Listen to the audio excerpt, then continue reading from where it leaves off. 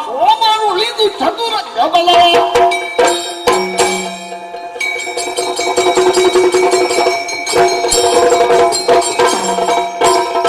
ಎಲ್ಲಿಂದ ಬಂದೆ ಮುಂದೆ ಗಮಿಸುವೆ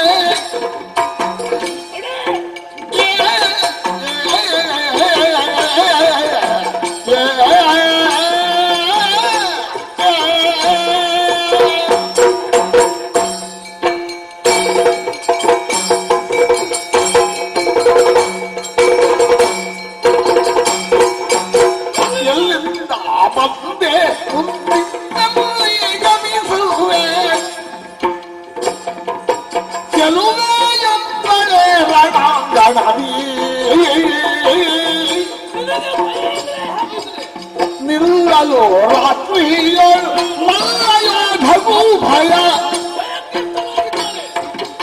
ಉಳ್ಳಾಡೆ ಯಾರೇ ನೀನರು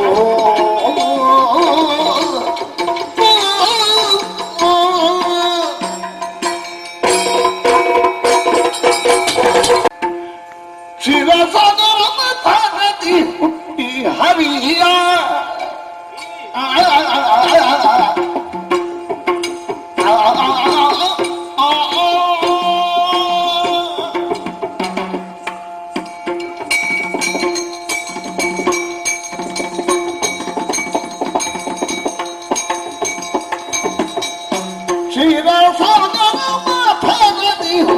ಹರಿಯ ಸೇರಿ ವಕ್ಷದಿ ನಿನ್ನ ಕಥೆಯ ನೀನರಿಯ ಹರಿಯ ಸೇರಿ ವಕ್ಷದಿ ನಿನ್ನ ಕಥೆಯ ನೀನರಿಯ ಭಾರ್ಯ ಸಿರಿಯು ಬಿಟ್ಟೀಗ ಕೌರವರ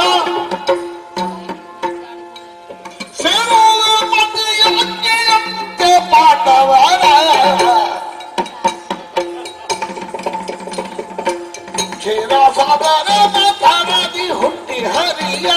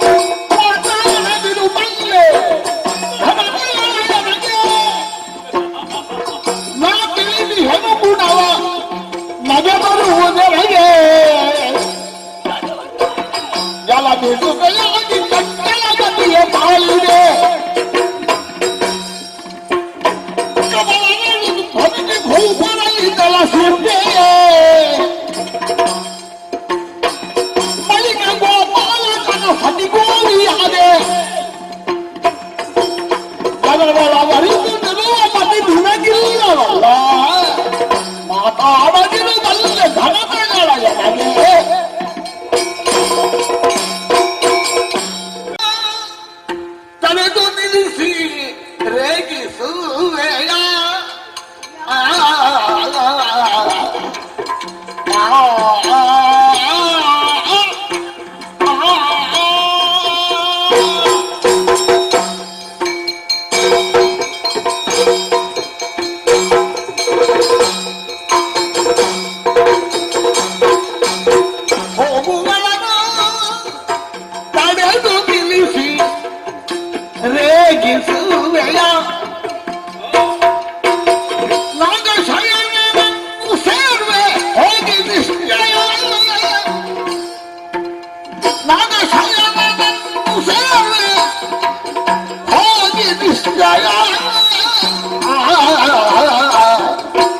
ಸಾಧು ದೂರ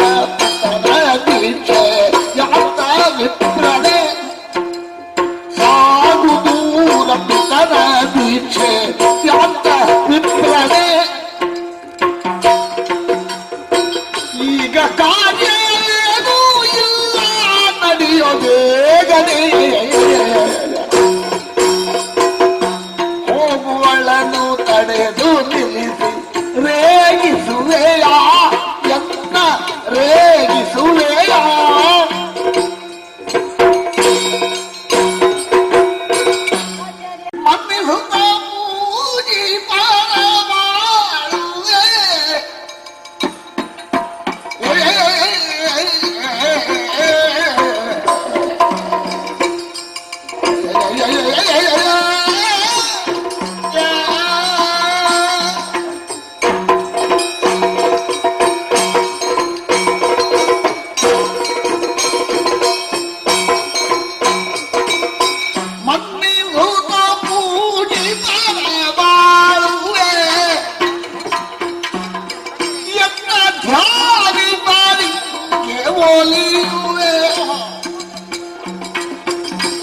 ಮಾಯಾದು ಎಲಾಗಿದ್ದಾನೆ ಮಾವ ಮಂದಿಸುತ್ತಾನೆ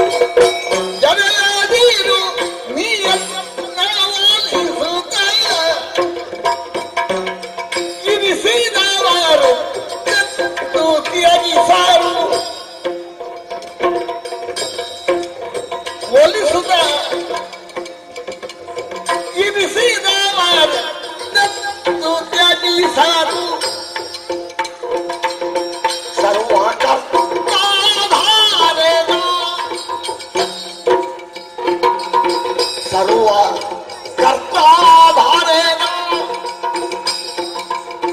ನೀನೆಂದೀರೆ ವಿಪ್ರ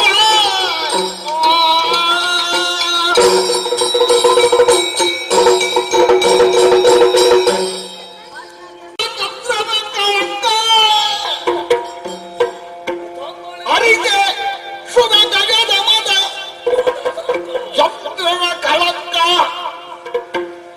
ಸೇರಿರುವುದ ಕೌಸ್ತುಭದ ಕಠಿಣ ವಾಣಿಯೋಲ್ ನೆರವೋ ಅಚಾಯಿ ಸ್ವರ್ಭಾವಿನ ಗ್ರಹಣ ವ್ರಣಶೂಲೆ ವೈದ್ಯನ ಪೊಲುವಳೆ ಸುರವನೆಯ ಹಾಗನಿ ಕಲಹಾಗಾಗ್ತಿಯ ವಿಷದ ತೆರಗಿ ಕೊಲ್ಲುವೆ ಸುರೆಯ ಸಮ ಹೊರ್ಕು ನಿನಗೆ ಮಕ್ಷದ ಕುರು ಹರಿಯ ನಂದನಿರು ಪಾಯುವ ಗುಣ ನಿನಗೆ ಹುದು ಶಲದಿರುತ್ತದೆ ಯಾರಿಲ್ಲ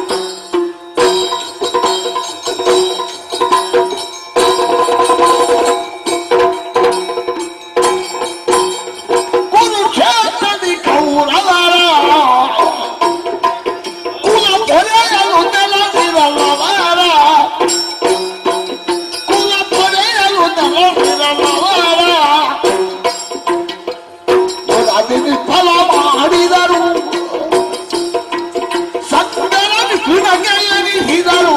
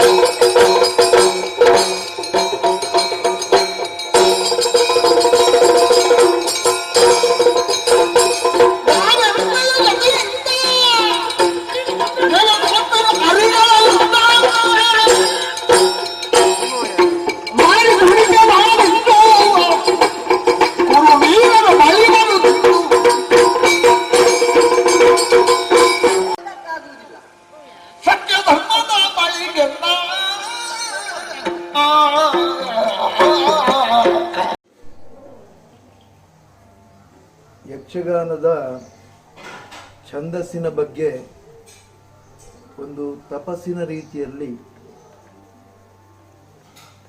ದೀರ್ಘವಾದ ಸಂಶೋಧನೆಗಳನ್ನು ನಡೆಸಿ ಅದರ ಫಲಶ್ರುತಿಯಾಗಿ ಯಕ್ಷಗಾನ ಛಂದೋಂಬುದಿ ಎಂಬ ಒಂದು ಗ್ರಂಥವನ್ನು ರಚಿಸಿ ಕನ್ನಡ ಸಾರಸ್ವತ ಲೋಕಕ್ಕೆ ಯಕ್ಷಗಾನ ಪ್ರಪಂಚಕ್ಕೆ ತಮ್ಮ ಮೇರು ಕೊಡುಗೆಯಾಗಿ ಕೊಟ್ಟವರು ಶ್ರೀಯುತ ಡಾಕ್ಟರ್ ಎನ್ ನಾರಾಯಣ ಶೆಟ್ಟರು. ಮೊದಲು ಶಿಕ್ಷಕ ವೃತ್ತಿಯಲ್ಲಿ ಇದ್ದವರು, ಹಾಗಾಗಿ ಕನ್ನಡ ಭಾಷೆ, ವ್ಯಾಕರಣ, ಛಂದಸ್ಸು ಇತ್ಯಾದಿಗಳ ಬಗ್ಗೆ ಆಳವಾದ ಅರಿವನ್ನು ಹೊಂದಿದವರು. ಮೇಲಾಗಿ ಅನೇಕ ಅಮೂಲ್ಯವಾದಂತಹ ಯಕ್ಷಗಾನ ಪ್ರಸಂಗಗಳನ್ನು ರಚಿಸಿ ಒಳ್ಳೆಯ ಹೆಸರನ್ನು, ಕೀರ್ತಿಯನ್ನು ಸಂಪಾದಿಸಿದವರು. ಅವರು ರಚಿಸಿದಂತಹ ತಮ್ಮ ವಿದ್ಯಾರ್ಥಿ ದಶೆಯಲ್ಲಿಯೇ ರಚಿಸಿದಂತಹ ಕಟೀಲು ಕ್ಷೇತ್ರ ಮಹಾತ್ಮೆ ಎಂಬ ಪ್ರಸಂಗ ಸಾವಿರಾರು ಪ್ರದರ್ಶನಗಳನ್ನು ಕಂಡು ಅತ್ಯಂತ ಯಶಸ್ವಿ ಎನಿಸಿದಂತಹ ಒಂದು ಪ್ರಸಂಗ. ಅವರು ಎಳೆವರೆಯದಲ್ಲಿ ರಚಿಸಿದ ಆ ಪ್ರಸಂಗ ಎಷ್ಟು ಜನಮನ್ನಣೆ ಗಳಿಸಿದೆ ಎಂಬುದು ಲೋಕಲಿಖಿತವಾದಂತಹ ವಿಚಾರ. ಆಮೇಲೆ ಅವರು ಬೆಳೆಯುತ್ತಾ ಪ್ರೌಢರಾಗಿ ಆಮೇಲೆ ರಚಿಸಿದ ಪ್ರಸಂಗಗಳು ಕೂಡ ಯಕ್ಷಗಾನವನ್ನು ಅಭ್ಯಾಸ ಮಾಡುವಂತಹ ವಿದ್ಯಾರ್ಥಿಗಳಿಗೆ ಒಂದು ಸವಾಲಿನ ವಿಷಯವೇ ಹೌದು. ಅದನ್ನು ಅರಗಿಸಿಕೊಂಡು ಅದನ್ನು ರಂಗದಲ್ಲಿ ಪ್ರದರ್ಶಿಸುವಂತಹ ಕೆಲಸ ನಿಜವಾಗಿಯೂ ಅವರ ಪ್ರತಿಭೆಗೆ ಒಂದು ಅಂತಃಕುಹಾನವೇ ಸರಿ. ಅಂತಹ ದೀಕ್ಷಾ ಕಂಕಣ, ಸ್ವರ್ಪುದ ಸಿರಿಗಿಂಡೆ, ಬಿರ್ದುದ ಭೈರವಿರು ಮೊದಲಾದಂತಹ ಅನೇಕ ಪ್ರಸಂಗಗಳನ್ನು ರಚಿಸಿದ್ದಾರೆ. ಇತ್ತೀಚೆಗೆ ಅವರ ಪ್ರಸಂಗಗಳ ಸಂಪುಟ ಬೆಳಕು ಕಂಡಿದೆ. ಈ ಹಿನ್ನೆಲೆಯಲ್ಲಿ ಅವರದ್ದೊಂದು ಸಂದರ್ಶನವನ್ನು ಮಾಡಬೇಕೆಂದು ಕಟೀಲು ಚಿತ್ರ ರಂಗನಾಥರಾಯರು ಉದ್ದೇಶಿಸಿ ಈ ಸಂದರ್ಶನವನ್ನು ಏರ್ಪಡಿಸಲಾಗಿದೆ. ಇದರಲ್ಲಿ ರಂಗನಾಥರಾಯರು ಶ್ರೀಮಂತೂರು ನಾರಾಯಣ ಶೆಟ್ಟರಿಗೆ ಕೇಳಲಿರುವ ಪ್ರಶ್ನೆ, ಅದನ್ನು ಅವರು ಮೊದಲೇ ಗುರುತಿಸಿಕೊಂಡಿದ್ದಾರೆ. ಆ ಪ್ರಕಾರ 1ನೇ ಪ್ರಶ್ನೆಯನ್ನು ಈಗ ಅವರಿಗೆ ಕೇಳಲಾಗ್ತದೆ. ಸರ್, ಯಕ್ಷಗಾನ ಛಂದಸ್ಸಿನ ಬಗ್ಗೆ ನಿಮಗೆ ಆಸಕ್ತಿ ಮೂಡಿದ್ದು ಹೇಗೆ? ಪ್ರೇರಣೆ ಏನು? ಈ ಕ್ಷೇತ್ರದ ಒಂದು ಆಸಕ್ತಿ ಹುಟ್ಟಿಸಿದಂತಹ ಮಹಾನ್ ವ್ಯಕ್ತಿ ಅಂತ ಹೇಳಿದ್ರೆ, ಆ ಕಾಲದಲ್ಲಿ ದೇದೀಪ್ಯಮಾನವಾಗಿ ತನ್ನ ಕೀರ್ತಿಯನ್ನು ಪಸರಿಸುತ್ತಾ ಇದ್ದ ಅಗರಿ ಶ್ರೀನಿವಾಸ ಭಾಗವತರು. ಸಾಹಿತ್ಯದಲ್ಲಿ ಕುಣಿಯುತ್ತಿತ್ತು. ಸಾಹಿತ್ಯ ಎದ್ದು ಕಾಣೋದು ಬಿಡಿ, ಸಾಹಿತ್ಯ ಶಾರದೆಯೇ ಕುಣಿಯುವ ಹಾಗೆ ಅವರು ಪದ ಹೇಳುವಾಗ ಭಾಸವಾಗುತ್ತಿತ್ತು. ಅಂತಹ ಮಹಾನ್ ವ್ಯಕ್ತಿಯೇ ಅವರಿಗೂ ಗೊತ್ತಿರಲಿಕ್ಕಿಲ್ಲ. ಬಹುಶಃ ಮರುಜೀವ ಕೊಟ್ಟು ಈಗ ಕೇಳಿದರೂ ಅವರಿಗೂ ಗೊತ್ತಿರಲಿಕ್ಕಿಲ್ಲ. ಅಂದರೆ ಅದು ಅಂತರಂಗದ ಪ್ರೀತಿ. ಆಂತರಂಗಿಕವಾಗಿ ನಾನು ನಿಜವಾಗಿ ಅವರ ಶಿಷ್ಯ. ಆದರೆ ಅದನ್ನು ಯಾರು ಹೇಳಿಲ್ಲ, ಗೊತ್ತಿಲ್ಲ, ಯಾರಿಗೂ ಗೊತ್ತಿಲ್ಲ. ನಾನು ಮಾತ್ರ ಮನಸ್ಸ ವಹಿಸಿಕೊಂಡು ಆ ಹುಚ್ಚು ಕಟ್ಟಿಕೊಂಡು ಅವರ ಹಿಂದಿನಿಂದ ಹೋಗುತ್ತಾ ಇದ್ದೆ ಅಷ್ಟೇ. ಮತ್ತು ಶಾಸ್ತ್ರೀಯವಾಗಿ ಅಷ್ಟರವರೆಗೆ ಈ ಯಕ್ಷಗಾನವನ್ನು ವಿಶ್ಲೇಷಣೆ ಮಾಡಿದವರು ಭಾರಿ ಕಡಿಮೆ. ಅವರೊಬ್ಬರೇ ಭಾಗವತರ ಶ್ರೇಣಿಯಲ್ಲಿ ಹೆಚ್ಚು ಕಡಿಮೆ ಇರಬಹುದು. ನನ್ನನ್ನು ಸಂಪೂರ್ಣವಾಗಿ ಆಕರ್ಷಿಸಿದಂತಹ ವ್ಯಕ್ತಿ ಅಂತ ಹೇಳಿದ್ರೆ ಅದೇ ಅಗರಿ ಭಾಗವತರು, ಅಗರಿ ಶ್ರೀನಿವಾಸ ಭಾಗವತರು ಅಷ್ಟೇ. ಅಲ್ಲ, ಒಂದು ಇದು ಅಂದ್ರೆ ಸಾಹಿತ್ಯ ಕುಣಿತಾ ಇತ್ತು ಅಂತಂದ್ರೆ ಅದು ಹೇಗೆ, ಯಾವ ಒಂದು ರೀತಿ, ಸ್ವಲ್ಪ ಅದನ್ನು ವಿವರಿಸಬಹುದಾ?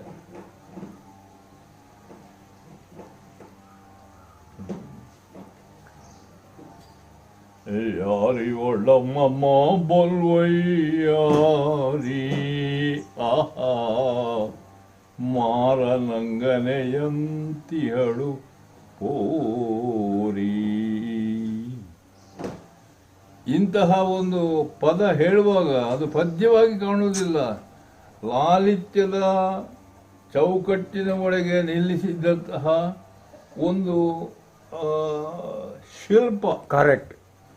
ಆ ರೀತಿ ಮನಸ್ಸಿನೊಳಗೆ ಭಾಸವಾಗ್ತದೆ. ಅದು ನೇರವಾಗಿ ಹೋಗ್ತದೆ. ಅದರಲ್ಲಿ ಎರಡು ಗಂಟು ಕಟ್ಟಿಕೊಂಡು ಇದು ಮಾಡೋದು, ಸಿಪೆ ತೆಗೆಯುವಂತಹದ್ದು, ಇಂಥದ್ದು ಆಹಾರ ಸೇವನೆ ಮಾಡುವ ನಿಯಮ ಅದಕ್ಕೆ ಲಗ್ಗವೇ ಇಲ್ಲ. ಅದು ಸೀದಾ ನೇರವಾಗಿ ಎಲ್ಲ ಇಂದ್ರಿಯಗಳ ಮೂಲಕ ಒಳಗೆ ಹೋಗ್ತದೆ. ಅಂತ ಮರಳು ಮಾಡುವಂತಹ ಅದರ ಸಾಹಿತ್ಯ ಶಕ್ತಿ ಅಷ್ಟು ವಿಶೇಷತರವಾಗಿದೆ. ಅದು ನನ್ನನ್ನು ನಿಜವಾಗಿ ಹುಚ್ಚನನ್ನಾಗಿ ಮಾಡಿದ್ದು ಅದೇ. ಆದರೆ ಅವರ ಬೆನ್ನ ಹಿಂದೆ ಹೋಗುವಷ್ಟು ಧೈರ್ಯವೂ ಇಲ್ಲ, ಮನೆಯ ಧೈರ್ಯವೂ ಇಲ್ಲ. ಮತ್ತು ಒಂದು ಲೋಕದ ಭೀತಿ ಇತ್ತು, ಲೋಕದ ಜನರು ಏನ ಹೇಳ್ತಾರೆ ಅಂತ ಹೇಳಿ. ಹಾಗೆ ಅಂತೂ ನನ್ನ ಪರಿವರ್ತನೆಗೆ ಸೀದಾ ಆಕರ್ಷಣೆ ಮಾಡಿದೆ, ಕರೆದುಕೊಂಡು ಹೋದಲ್ಲ, ಆಕರ್ಷಣೆ ಮಾಡಿ ಆ ಯಕ್ಷಗಾನ ಕ್ಷೇತ್ರದಲ್ಲಿ ಸ್ಥಾಪಿಸಿದಂತಹ ಮಹಾನ್ ವ್ಯಕ್ತಿ ಅವೇ ಅಗರಿ ಶ್ರೀನಿವಾಸ ಭಾಗವತರು. ಈಗ ಮುಂದಿನ ಪ್ರಶ್ನೆ ಸರ್, ಸಾಹಿತ್ಯ ಛಂದಸ್ಸಿನ ಬಗ್ಗೆ ಆಸಕ್ತಿ ಪ್ರೇರಣೆ ಆಗಲು ಕಾರಣವಾದ ಅಂಶಗಳು ಯಾವುವು? ಸಾಹಿತ್ಯ ಛಂದಸ್ಸಿನ ಬಗ್ಗೆ ಆಸಕ್ತಿ ಪ್ರೇರಣೆ ಒದಗಲು ಕಾರಣವಾದ ಅಂಶಗಳು ಯಾವುವು?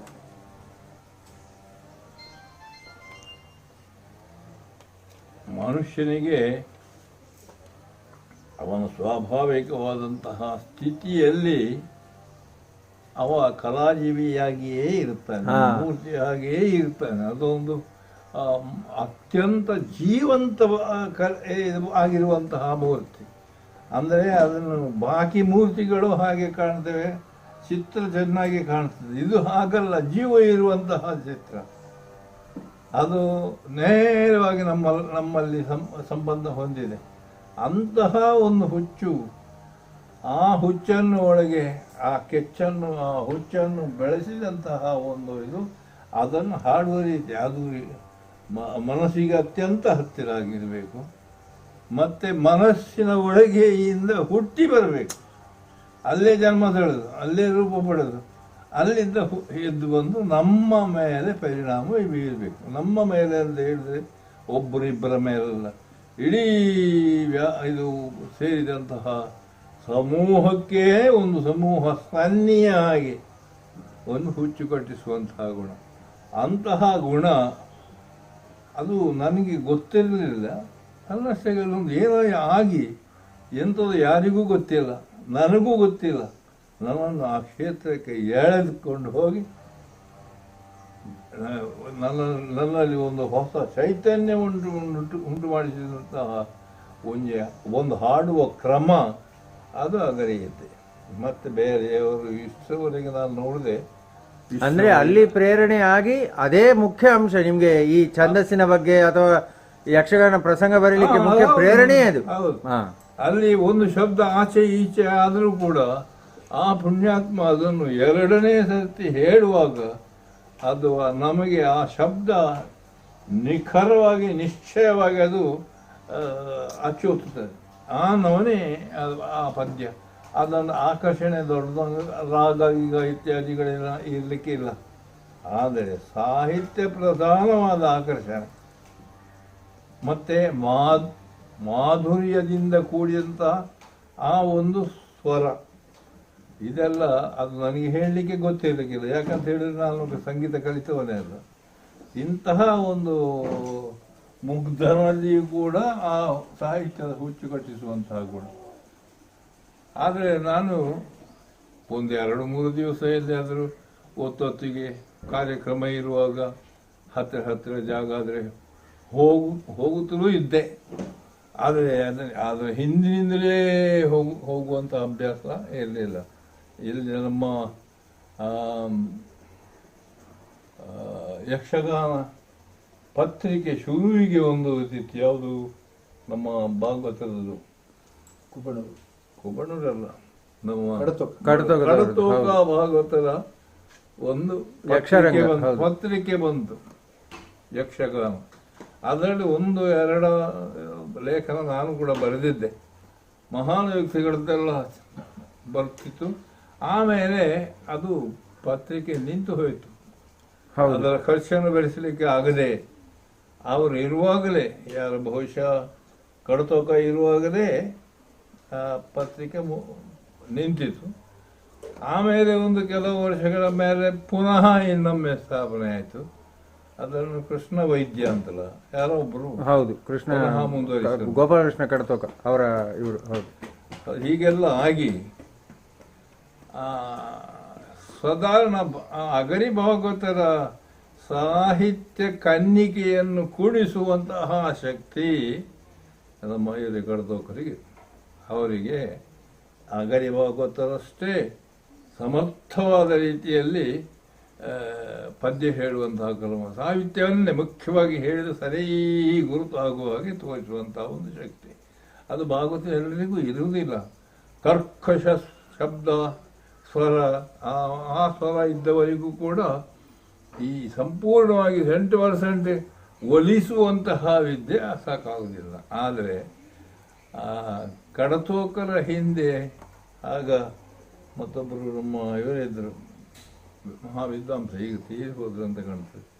ಅವರ ಒಟ್ಟಿಗೆ ಹೋಗೋದು ತಿಂಗಳುಗಟ್ಟಲೆ, ವರ್ಷಗಟ್ಟಲೆ.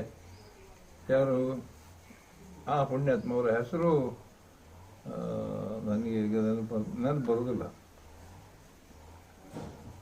ಇವರೆಲ್ಲ, ಈ ಮಹನೀಯರೆಲ್ಲ ಸೇರಿ ಒಂದು ಉಪಕಾರ ಮಾಡಿದ್ದಂತ ಹೇಳಿದ್ರೆ, ನನ್ನನ್ನು ಹೇಳದೆ ಕೇಳದೆ ಇನ್ವಿಟೇಷನ್ ಕೊಡದೆ ಒಪ್ಪಿಗೆ ಪಡೆಯದೆ ಆ ಫಲಿತಿಯ ಒಳಗೆ ನುಂಗಿಬಿಟ್ರು. ಅದರೊಳಗೆ ಈಜುತ್ತಾ ತೇಜುತ್ತಾ ಸುಮ್ಮನೆ ಪ್ರಾಣ ರಕ್ಷಣೆಗೆ ಬೇಕಾದಷ್ಟು ಒದ್ದಾಡುವಂತಹ ಪ್ರಾಣಿಗಳ ಹಾಗೆ ಸ್ವಲ್ಪ ಸಮಯ ಇದ್ದು, ಆಮೇಲೆ ಅದುವೇ ನನಗೆ ಪೋಷಣೆಯನ್ನು ಕೊಡ್ತಾ ಮೇಲೆಯುವ ಹಾಗೆ ಮಾಡಿ ಅಷ್ಟೇ. ಅದರಲ್ಲಿ ನಾನು ಕಂಡದ್ದೆಷ್ಟು ಆ ಸಾಹಿತ್ಯದನ್ನೇ ಪ್ರಧಾನ ದೃಷ್ಟಿಯಲ್ಲಿ ಇಟ್ಟುಕೊಂಡು ಕಂಡದ್ದು ಅಷ್ಟೇ. ಯಾವುದು? ಅದರ ಸತ್ವ, ಅದರ ತತ್ವ, ಇದನ್ನು ಹಿಡಿದುಕೊಂಡೇ ಕೈಗೆ ಸಿಕ್ಕಿದಂತಹ ಅದನ್ನೇ ಹಿಡಿದುಕೊಂಡು ನಾನು ಅದರಲ್ಲೇ ಈಜುತ್ತಾ ಇದ್ದೇನೆ, ಈಜುತ್ತಾ ಬರ್ತೇನೆ. ಮತ್ತೆ ಬೇಗ ಆಕರ್ಷಣೆಗೆ ಒಳಗಾಗ್ತೇನೆ. ಯಾವುದು? ಆ ಒಂದು ಪರಿಸರಕ್ಕೆ. ಹೌದು, ನೀವು ಈಗ ಹೇಳಿದಂತಹ ಭಾಗವತರುಗಳಿಗೆ ಸಾಹಿತ್ಯ ಮತ್ತು ಛಂದಸ್ಸಿನ ಅರಿವು ಮುಖ್ಯ. ಇನ್ನು ರಾಗ ಇತ್ಯಾದಿಗಳ ಬಗ್ಗೆ ಇರಬೇಕಾದ ಜ್ಞಾನ ಅದು ಸೆಕೆಂಡರಿ, ಅಂದರೆ ದ್ವಿತೀಯ ಎನ್ನುವ. ಆದರೆ ರೈಸುವುದು ಎರಡನೇದು. ಈಗದ ಬೆಳವಣಿಗೆ ಅಂತ ಹೇಳಿದರೆ ಸಾಹಿತ್ಯ ಛಂದಸ್ಸು ಇತ್ಯಾದಿಗಳೆಲ್ಲ ಸೆಕೆಂಡರಿ, ರಾಗವೇ ಮುಖ್ಯ ಅನ್ನುವಂಥ. ಅಲ್ಲ, ಸೆಕೆಂಡರಿಯೂ ಇಲ್ಲ, ಅದು ಬೇಕಾಗಿಯೇ ಇಲ್ಲ. ನಾನು ಹೇಳೋದು ಅದನ್ನು ರಾಗ ಅಂತ ಹೇಳಿ ದಯಮಾಡಿ ಕರೆ ಬೀಳಿದ್ದೆ ಆರ್ಭಟ ಅಂತ ಹೇಳಿ, ಆರ್ಭಟೆ. ಮತ್ತೆ ಅದೊಂದು ದೊಡ್ಡ ಒಂದು ಹೆಚ್ಚು ಜನರು ಸೇರುವಂತಹ ಒಂದು ಸಭೆ ಆದರೆ ಆ ಸಭೆಯಲ್ಲಿ ಇದೊಂದು ಕಾರ್ಯಕ್ರಮ ಇದ್ದರೆ ಅದು ಮತ್ತೂ ಭಯಂಕರ. ಅದು ಅದರ ಸುತ್ತು ಪ್ರದೇಶದ ವಲಯದ ಒಳಗೆ ಯಾರೂ ನಿಲ್ಲಿಕ್ಕಿಲ್ಲ ಜೀವ ಇದ್ರೆ. ಹಾಗೆ ಅಷ್ಟು ಹಾಳು ಮಾಡಿದ್ದಾರೆ. ಈಗ ಎಲ್ಲಿಗೆ ಮುಟ್ಟಿದೆ ಅಂತ ಹೇಳಿದ್ರೆ ಶಿಳ್ಳೆ ಚಪ್ಪಾಳೆ ಬೀಳದೆ ರಾಗ ಎಳೆಯುವುದು ನಿಲ್ಲುವುದಿಲ್ಲ, ಹೇಳುವುದಿಲ್ಲ ಅದು, ಅದಕ್ಕೆ ಆ ಶಕ್ತಿಯೇ ಇಲ್ಲ. ಇರಲಿ. ಈಗ ಮುಂದಿನ ಪ್ರಶ್ನೆ ಸರ್, ಕನ್ನಡ ಕಾವ್ಯ ಸಾಹಿತ್ಯಗಳಲ್ಲಿ ಇರುವಂತಹ ಎಲ್ಲ ಛಂದಸ್ಸುಗಳು ಯಕ್ಷಗಾನ ಪ್ರಸಂಗ ಸಾಹಿತ್ಯಗಳಲ್ಲೂ ಇವೆ ಎಂದು ತಾವು ಹೇಳಿದ ಹಾಗಿದೆ. ಅದು ಹೌದೇ? ಹೌದಾಗಿದ್ದರೆ ಹೇಗೆ ಉದಾಹರಿಸಿರಿ? ಯಕ್ಷಗಾನದಲ್ಲಿ ಇರುವಷ್ಟು ಛಂದಸ್ಸಿನ ಭೇದಗಳೆಲ್ಲ ಬೇರೆ ಎಲ್ಲಿಯೂ ಇಲ್ಲ. ಒಂದೊಂದರಲ್ಲಿ ಸ್ವಲ್ಪ ಸ್ವಲ್ಪ ಎಲ್ಲಿಯಾದರೂ ಅಲ್ಲಿ ಇಲ್ಲಿ ಕಾಣಿಸಿತು. ಆದರೆ ಸಮಗ್ರವಾಗಿ ಯಕ್ಷಗಾನದಲ್ಲಿ ಇರುವಷ್ಟು ಇಲ್ಲ. ಯಕ್ಷಗಾನದಲ್ಲಿ ಅದು ತಲೆ ಹಾಕಿ ಕತ್ತು ಎತ್ತುವಂತಹ ಒಂದು ಸಮಯ ಉಂಟಲ್ಲ, ಅದು ಬೇರೆ ಯಾವ ಸಾಹಿತ್ಯ ಪ್ರಭೇದಗಳಲ್ಲಿ ಇಲ್ಲ. ಅದನ್ನು ಅವನು ಸ್ವ ಇಚ್ಛೆ ಒಬ್ಬನೇ ವ್ಯಕ್ತಿಯ ಯಾಜಮಾನ್ಯದಿಂದ ನಡೆಯುವಂತಹ ಒಂದು ಕಾರ್ಯಕ್ರಮ ಆಗುತ್ತದೆ. ಸರ್ವ ಜನರನ್ನು ಸಂಪೂರ್ಣವಾಗಿ ವ್ಯಾಪಿಸಿ ಹಿಡಿದು ಮುಂದುವರಿಸಿಕೊಂಡು ಅವರನ್ನೆಲ್ಲರನ್ನು ಕೂಡ ಒಗ್ಗಟ್ಟಾಗಿ ಇರಿಸಿ ಮುಂದುವರಿಸಿಕೊಂಡು ಹೋಗುವಂತಹ ಯೋಗ್ಯತೆ ಇರುವುದು ಯಕ್ಷಗಾನದಲ್ಲಿ. ಆ ಯೋಗ್ಯತೆ ಬೆಳೆಯುವ ಬದಲು ಈಗ ಅದು ಸಂಪೂರ್ಣ ಕುಸಿತ ಆರ್ಭಟೆಯಲ್ಲಿ ಅಂತ್ಯವಾಗುವಂತಹ ಲಕ್ಷಣ ಕಾಣಿಸ್ತದೆ. ಇದು ನನ್ನಂಥವರು ಹೇಳುವಂಥದ್ದಲ್ಲ. ಯಾಕಂತ ಹೇಳಿದರೆ ನಾವು ಬರೇ ಚಿಕ್ಕ ಮನುಷ್ಯರು, ಮತ್ತು ನನಗೆ ಬೆಳಿ ಕೂದಲು ಮೇಲೆ ಕಾಣಿಸಿದ ಮೇಲೆ ನನಗೆ ಅದು ಸ್ಪಷ್ಟವಾಯ್ತು. ಇದರಿಂದ ಯಾರೋ ಬೇರೆ ದೂರುವಂತಹ ಮಾತು ಇದು ಅಂತ ಹೇಳಿ ಕಾಣಿಸುತ್ತಿತ್ತು, ನನಗೆ ಬೋಧೆಯಾಗ್ತಿತ್ತು.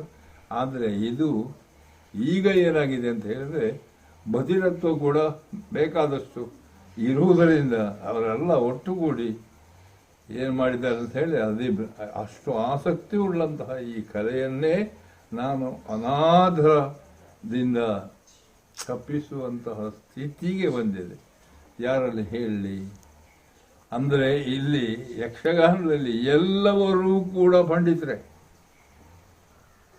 ಯಾರಾದರೂ ಒಬ್ಬ ಮೊನ್ನೆ ಜಾಗಟೆ ಹಿಡಿದವು ಕೂಡ ಪಂಡಿತನೇ. ಹಾಗಿದ್ರೆ ಯಾರು ಪಂಡಿತ ಅಲ್ಲ ಅಂತ ಹೇಳೋದು, ಅಲ್ಲ ಅಂತ ಹೇಳುವಂತಹ ಧೈರ್ಯ ನನಗೆ ಇದೆಯಾ? ಅದು ಕೂಡ ಈ ಮುದಿತನದಲ್ಲಿ. ಕಾರ್ಯಕ್ರಮ ಮುಗಿದು ಮನೆಗೆ ಹೋಗುವಾಗ ನನ್ನ ಪರಿಸ್ಥಿತಿ ಏನಾಗುತ್ತದೆ ಅಂತ ಹೇಳಲಿಕ್ಕೂ ಸಾಧ್ಯ ಇಲ್ಲ. ಇದರಲ್ಲಿ ಪರಿಣತಿ ಇಲ್ಲದವರೇ ಈಗ ಅದರ ಜುಟ್ಟು ಹಿಡಿದು ಆಡ್ತಾ ಇದ್ದಾರೆ. ಕರೆಕ್ಟ್.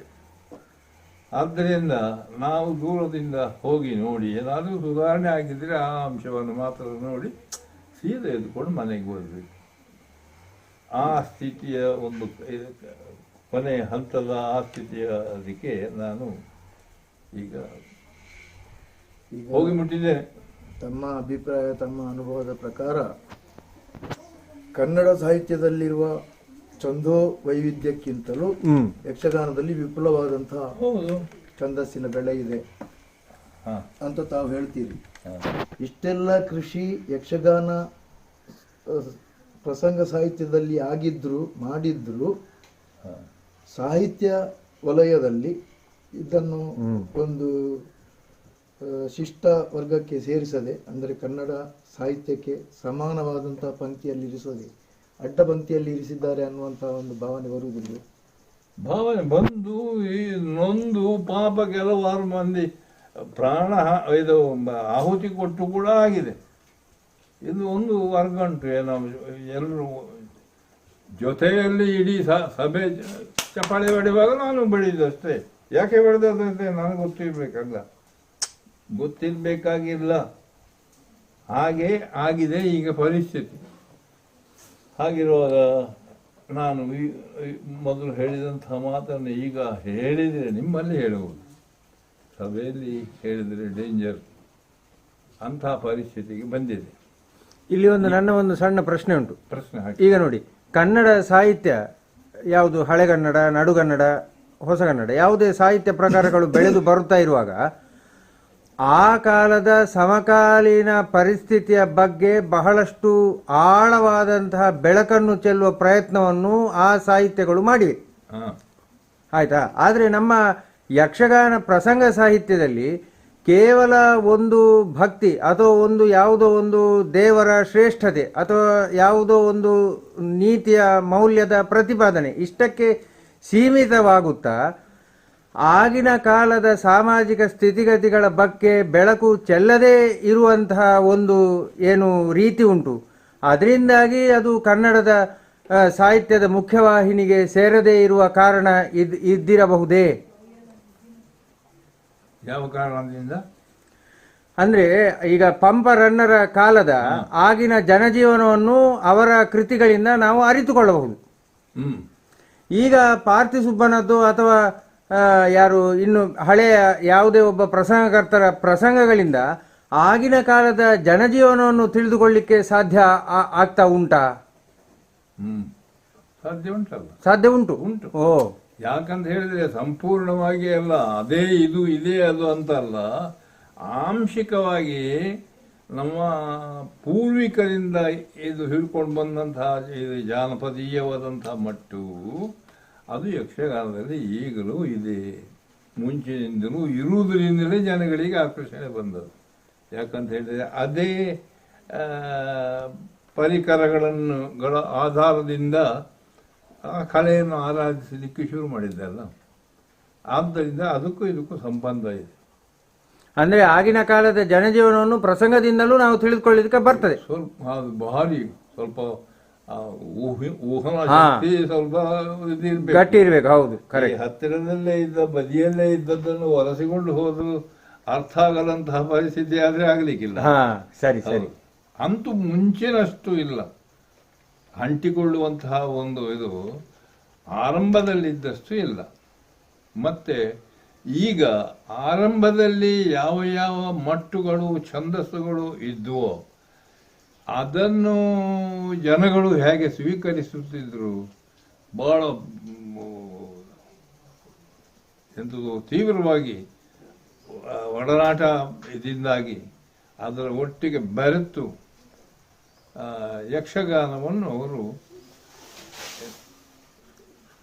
ಆಸ್ವಾದಿಸುತ್ತಿದ್ರು, ಪ್ರಯತ್ನಿಸಿದ್ರು. ಅದು ಸಕ್ಸಸ್ ಆಗಿದೆ, ಅದು ಪರಿಣಾಮ ಬೀರಿದೆ. ಆದರೆ ಆ ಮೇಲೆ ಮಾತ್ರ ರಾಯರ ಕುದುರೆ ಕಥೆಯಾಗ್ತಾ ಬಂತು ಅಂತ ಹೇಳುವ ಹಾಗೆ ನಿಧಾನವಾಗಿ ಕಳೆಗುಂದುತ್ತಾ ಕ್ರಮೇಣ 5 ತಲುಪಿ 5ನೇದರಲ್ಲಿ ಐಕ್ಯ ಆಗುವಂತಹ, ಅದೇ ಪಂಚಪ್ರಾಣವಾಯುಗಳು ಐಕ್ಯ ಆಗುವಂತಹ ಒಂದು ಸ್ಥಿತಿಯಲ್ಲಿ ಈಗ ಬಂದು ನಿಂತಿದೆ ಎಂದು ನನ್ನ ಭಾವನೆ. ಯಾಕೆ ಅದೇ ಭಾವನೆಯನ್ನು ನಿಮ್ಮ ಮೇಲೆ ಹೇಳಲಿಕ್ಕೆ ನಾನು ಶಕ್ತನಲ್ಲ, ತಪ್ಪುವುದು. ಹಾಗೆ ಈಗ ಇದೇ ಪ್ರಶ್ನೆಗೆ ಸಂಬಂಧಿಸಿ ಇನ್ನೊಂದು ಪ್ರಶ್ನೆ. ಕನ್ನಡ ಸಾಹಿತ್ಯಕ್ಕಿಂತಲೂ ಹೆಚ್ಚು ಛಂದೋವೈವಿಧ್ಯಗಳನ್ನು ಹೊಂದಿರುವ ಯಕ್ಷಗಾನ ಸಾಹಿತ್ಯ ಅಂತ ತಾವು ಹೇಳಿದ ಹಾಗೆ ಕನ್ನಡ ಸಾಹಿತ್ಯದಲ್ಲಿ ಇಲ್ಲದ ಒಂದೆರಡು ಉದಾಹರಣೆಗಳನ್ನು ಯಕ್ಷಗಾನ ಸಾಹಿತ್ಯದಿಂದ ಉದಾಹರಿಸಬಹುದು? ಒಂದೆರಡು ಸಾಕು. ಬೇಕಾದಷ್ಟನ್ನು ಉದಾಹರಣೆಗಳನ್ನು ಕೊಡ್ಬೋದಿತ್ತು. ಈಗ ಯಕ್ಷಗಾನದಲ್ಲಿ ಇದ್ದು ಕನ್ನಡ ಸಾಹಿತ್ಯದಲ್ಲಿ ಇಲ್ಲದ ಅದು ಬೇಕಾದಷ್ಟಿದೆ. ಯಾಕಂತ ಹೇಳಿದ್ರೆ ಯಕ್ಷಗಾನವನ್ನು ಮೊದಲಿನಿಂದಲೂ ಈ ಬದಿಗೆ ಸರಿಸಿ ಆ ಸೀಮಾರೇಖೆಯಿಂದ ಅದನ್ನು ಪೃಥಕ್ಕರಿಸಿದ್ದಾರೆ. ಸೀಮಾರೇಖೆ ಎಳ್ಕೊಂಡು ಹೋಗಿ ಅದರಿಂದ ಒಂದಿಷ್ಟು ಜಾಗದ್ದು ಏನಂತ ಜಡ್ಡು ಮಡ್ಡುಗಳನ್ನು ಸರಿಸಿ ಮಾರ್ಗ ನಿರ್ಮಾಣ ಮಾಡಿದ್ದಾರೆ. ಅದರೊಳಗಿಂತ ಮಾತ್ರ ಆ ಒಂದು ಕ್ರಮ ಶುರುವಾದ ಮೇಲೆ ಯಕ್ಷಗಾನ ಎಂಬುದು ಒಂದು ಅರ್ಥಹೀನವಾದಂಥ ಒಂದು ಸಾಹಿತ್ಯ ಅದು ವಿಭಾಗ. ಅದರಲ್ಲಿ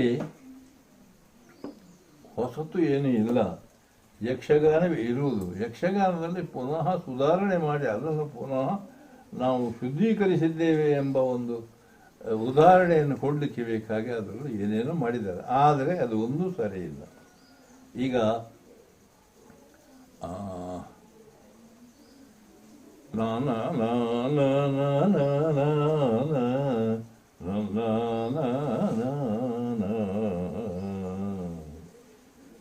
ಈ ರೀತಿಯಲ್ಲಿ ಒಂದು ಪದ್ಯ ಅಥವಾ ಹಳೆಯ ಮಟ್ಟು ಇದೆ. ಅದು ಬೇರೆ ಎಲ್ಲಿಯೂ ಹೆಚ್ಚಿನಾಗಿ ಕಾಣುವುದಿಲ್ಲ, ಯಕ್ಷಗಾನದಲ್ಲಿ ಮಾತ್ರ ಇರೋದು. ಅದಕ್ಕೆ ಯಕ್ಷಗಾನದಲ್ಲಿ ಏನು ಹೆಸರು ಆ ಮಟ್ಟಿಗೆ? ಅದೇ ಈಗ ಅದು ಹೇಳಿದ ಇದೆ, ಯಾವುದು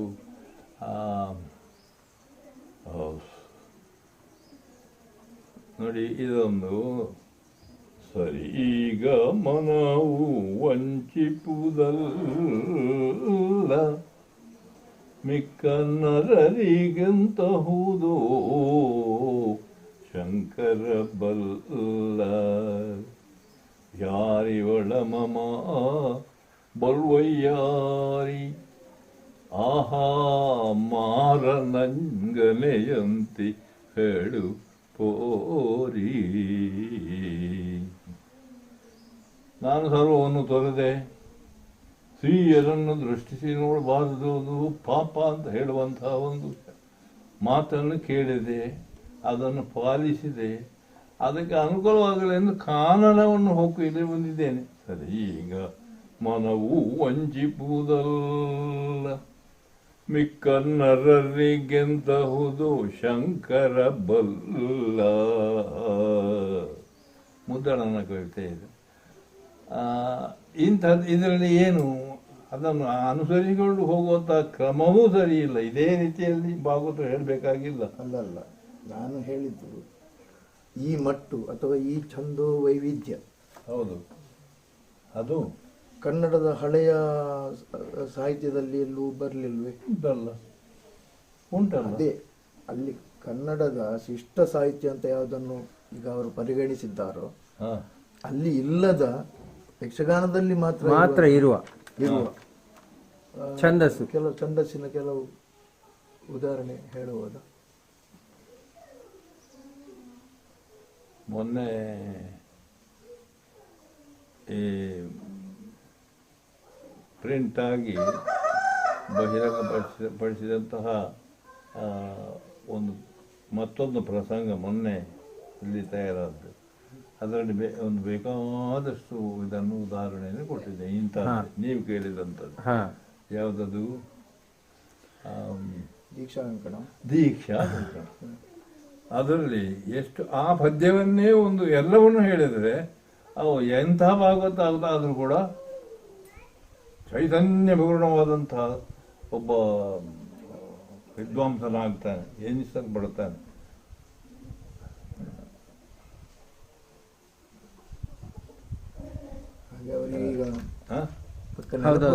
ಎಷ್ಟು ಉಂಟು ಅವರ ಬತ್ತಳಿಕೆಯಲ್ಲಿ ಅಲ್ಲ, ಹಾಗೆ ಹೇಳ್ಬೋದಲ್ಲ. ಈಗ ಇದು ನಮ್ಮ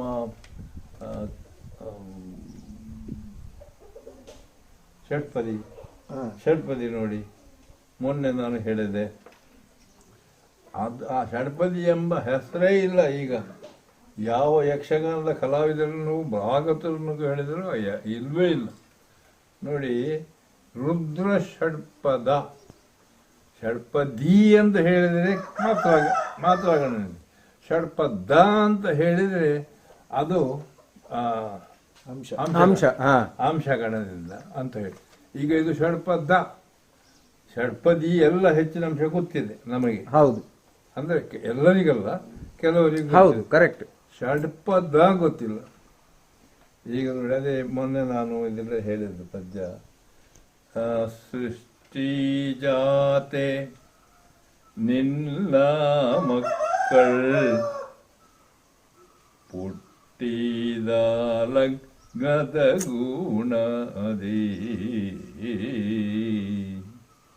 ಅಷ್ಟದಿಕ್ಪಾಲಕರಿಂದಲೂ ಶ್ರೇಷ್ಠ ಇಷ್ಟರೆನ್ನಿಸಿ ಕಷ್ಟದಿಂದ ತಂದೆ ಮಕ್ಕಳೊಟ್ಟು ಗೂಡಿ ಮುಂದಯೋಧ್ಯ ಪಟ್ಟಣ ಮಾಡುವರು ಕೇಳು ದೃಷ್ಟಾಂತವಿದು.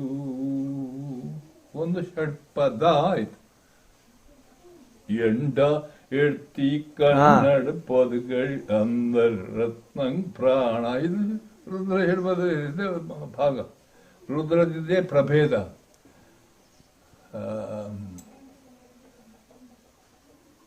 ಯಾವುದು ಹೇಳಿದೀಗ?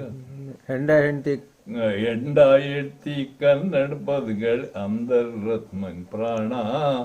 ಮುಂಡೇನೆತ್ತಿ ಕುಡಿದು ಬಿಟ್ಟ ಅಂದ್ರೆ ತಕ್ಕೋ ಪದಗಳು ಬಾಣ. ಇದು ರತ್ನ ಪದಗಳು ಅಂತ ಹೇಳಿ ಲೋಕದಲ್ಲಿ ಎಲ್ಲ ಪ್ರಸಾರ ಆಯ್ತು. ಇಡೀ ಕನ್ನಡ ಯಾವುದು ಇದು ಎಲ್ಲ ಜನರು ಬೊಬ್ಬೆ ಹಾಕಿದ್ರು ಭಾರಿ ಒಳ್ಳೆಯ ಪದ ಇದು ಕನ್ನಡದ್ದಂತ ಹೇಳಿದ್ರೆ ಹೆಮ್ಮೆಯ ವಿಚಾರ. ಕನ್ನಡದಲ್ಲಿ ಇದ್ದದ್ದು ಗೊತ್ತಿಲ್ಲ ಅಷ್ಟೇ. ಯಕ್ಷಗಾನದಲ್ಲಿ ಇದ್ದದ್ದು ಕರೆಕ್ಟ್. ಅಲ್ಲಿಗೆ ಬಳಸಿಕೊಂಡದ್ದು ತಕ್ಕೊಂಡದ್ದು ಅದರಿಂದ ನಿರ್ಮಾಣ ಆದ್ದು. ಇವರೊಂದಾಗಿ ರಾಜರತ್ನ ಪದಗಳು ಅದೇ ಅವನ್ನೇ ಇದು ಎಂದು ಸ್ವಂತ ನಿರ್ಮಾಣ ಅಂತ ಹೇಳಿ.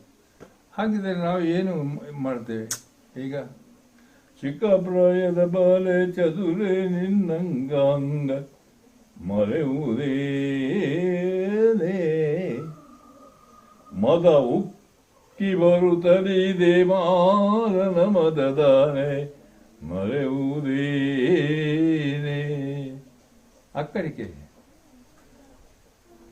ಅಕ್ಕರಿಕೆ ಇದೆ. ಅಂತಹದ್ದು ಬೇರೆ ಎಲ್ಲಿಯೂ ಕೂಡ ಅದಕ್ಕೆ ಹೆಸರು ಅಕ್ಕರಿಕೆ ಎಂಬುದನ್ನು ಯಾರು ಹುಡುಕುದಿಲ್ಲ. ಯಕ್ಷಗಾನದಲ್ಲಿ ಬೇಕಾದಷ್ಟು ಉಂಟು. ಸೌರಾಷ್ಟ್ರ ಶ್ರೀಹುಡೆ ಅಂತ ಹೇಳಿ ಯಾವುದು ಅದೇ ನಾನು ಹೇಳಿದ ಉದಾಹರಣೆ. ಸೌರಾಷ್ಟ್ರ ಅಷ್ಟ. ಸರಿ ಸರಿ ಸರಿ. ಚಿಕ್ಕಪರಾಯದ ಹೌದು ಕರೆಕ್ಟ್. ಮತ್ತೆ ಇನ್ನು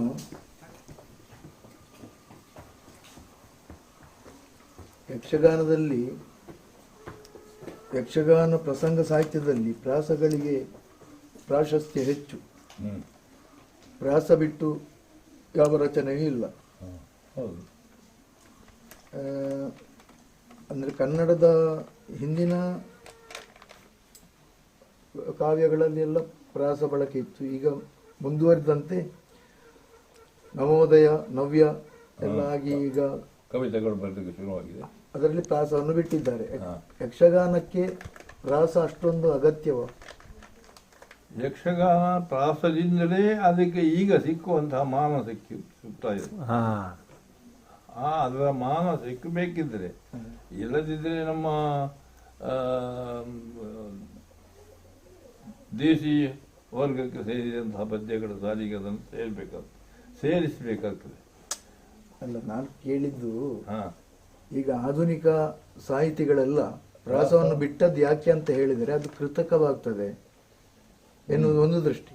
ಮತ್ತೊಂದು, ಪ್ರಾಸಕ್ಕೆ ಬೇಕಾಗಿ ಅವನಿಗೆ ಹೇಳಲಿಕ್ಕಿರುವುದನ್ನು ನೇರವಾಗಿ ಹೇಳಲಿಕ್ಕೆ ಆಗದೆ ಆ ಪದಗಳನ್ನು ಹುಡುಕಿ ಪ್ರಾಸಕ್ಕೆ ಬೇಕಾಗಿ ಹುಡುಕಿ ಏನೋ ಹೇಳಬೇಕಾದ್ದು ಇನ್ನೇನೋ ಹೇಳಿದಾಗ ಆಗ್ತದೆ. ಹಾಗೆ ಪ್ರಸಂಗದಲ್ಲೂ ಒಂದು ಅದ್ಭುತವಾದಂಥ ಒಂದು ಮೌಲಿಕವಾದಂಥ ವಿಚಾರವನ್ನು ತಮಗೆ ಹೇಳಲಿಕ್ಕೆ ಉಂಟುಂಟಾಗುವಾಗ ಒಂದು ಪ್ರಾಸಕ್ಕೆ ಬೇಕಾಗಿ ತಾವು ಅದನ್ನು ಬಿಟ್ಟು ಒಂದು ಬೇರೆ ದಿಕ್ಕಿನಲ್ಲಿ ಹೋಗಬೇಕಾದಂಥ ಅನಿವಾರ್ಯತೆ ಬರ್ತದೆ. ಅಲ್ಲಿ ಮುಖ್ಯವಾಗಿರುವಂತಹದ್ದು ಸಾಹಿತ್ಯದ ಶಕ್ತಿ. ಹೇಳಬೇಕಾದವನಿಗೆ ಸಾಹಿತ್ಯ ಎಷ್ಟರವರೆಗೆ ಹೊಂದಿಕೊಂಡಿದೆ, ಅವನನ್ನು ಅವಲಂಬಿಸಿಕೊಂಡು ಬರ್ತದೆ, ಅಥವಾ ಸಾಹಿತ್ಯ ಭಾಗದ ಎಷ್ಟನ್ನು ಗೆದ್ದುಕೊಂಡು ಬಂದು ದಿಗ್ವಿಜಯ ಮಾಡಿದ್ದಾನೆ ಎಂಬುದನ್ನು ಹೊಂದಿಕೊಂಡು ಇದೆಯೇ ಹೊರತು ಇದ್ದ ಸಾಹಿತ್ಯವನ್ನು ಏನು ಮಾಡಲಿಕ್ಕಾಗುವುದಿಲ್ಲ. ಇದ್ದ ಸಾಹಿತ್ಯವನ್ನು ಮತ್ತು ಜೀವಂತಗೊಳಿಸಲಿಕ್ಕೆ, ಶ್ರೀಮಂತಗೊಳಿಸುವುದಕ್ಕೆ ಬೇಕಾಗಿ ಪ್ರಾಸ ಇರುವುದು ನನ್ನ ಲೆಕ್ಕದಲ್ಲಿ. ಅದನ್ನು ಬಿಟ್ಟರೆ ನಿಮಗೆ ಇನ್ನು ಯಾವ ಸುಖವೂ ಅದರಿಂದ ಸಿಕ್ಕಲಿಕ್ಕಿಲ್ಲ. ಅಂದ್ರೆ ಪ್ರಾಸವನ್ನು ಬಿಟ್ರೆ ಯಾವ ಸುಖವೂ ಇಲ್ಲ. ಅದರ ಗ್ರಿಪ್ಪಿನ ಒಂದು ಕೆಲವು ಇದು ಉಂಟು ನೋಡಿ. ಗೊತ್ತಾಯ್ತು. ಹೂತುರೆಸುಧನ್ವ ಸತ್ವಾತಿಶಯದಿಂದ ವಿಖ್ಯಾತ ಹೇ ಮದ್ರತವ ಈತೆರದೊಡೆ ಸೇವರಂ ಪಾತಾಳ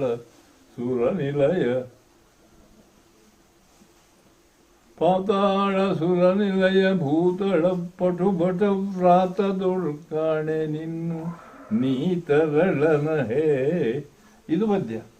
ಹೀಗೆ ಹೇಳುವ ಬದಲು ಅದರಲ್ಲಿ ಏನೋ ಒಂದು ಪ್ರಾಸವನ್ನು ತಂದರೆ ಹೇಳಲಿಕ್ಕೆ, ಅದನ್ನು ಪ್ರಸವ ಮಾಡಲಿಕ್ಕೆ ಭಾರಿ ಕಷ್ಟ ಉಂಟು. ಪ್ರಸವ ಮಾಡಿದರೆ ಮಗು ಬದುಕುವುದಿಲ್ಲ. ಆದರೆ ಈ ಪ್ರಯತ್ನ ಮಾತ್ರ ಆಗ್ತಾ ಉಂಟು. ಆ ಪ್ರಯತ್ನವನ್ನು ನಾನು ಶ್ಲಾಘಿಸುವುದಿಲ್ಲ, ಆದರೆ ದೂರುವುದು ಖಂಡಿತ ಇಲ್ಲ. ಯಾಕಂತ ಹೇಳಿದ್ರೆ ನನಗೆ 100 ವರ್ಷದವರೆಗೆ ಬದುಕಬೇಕಂತ. ಹಾಗೆ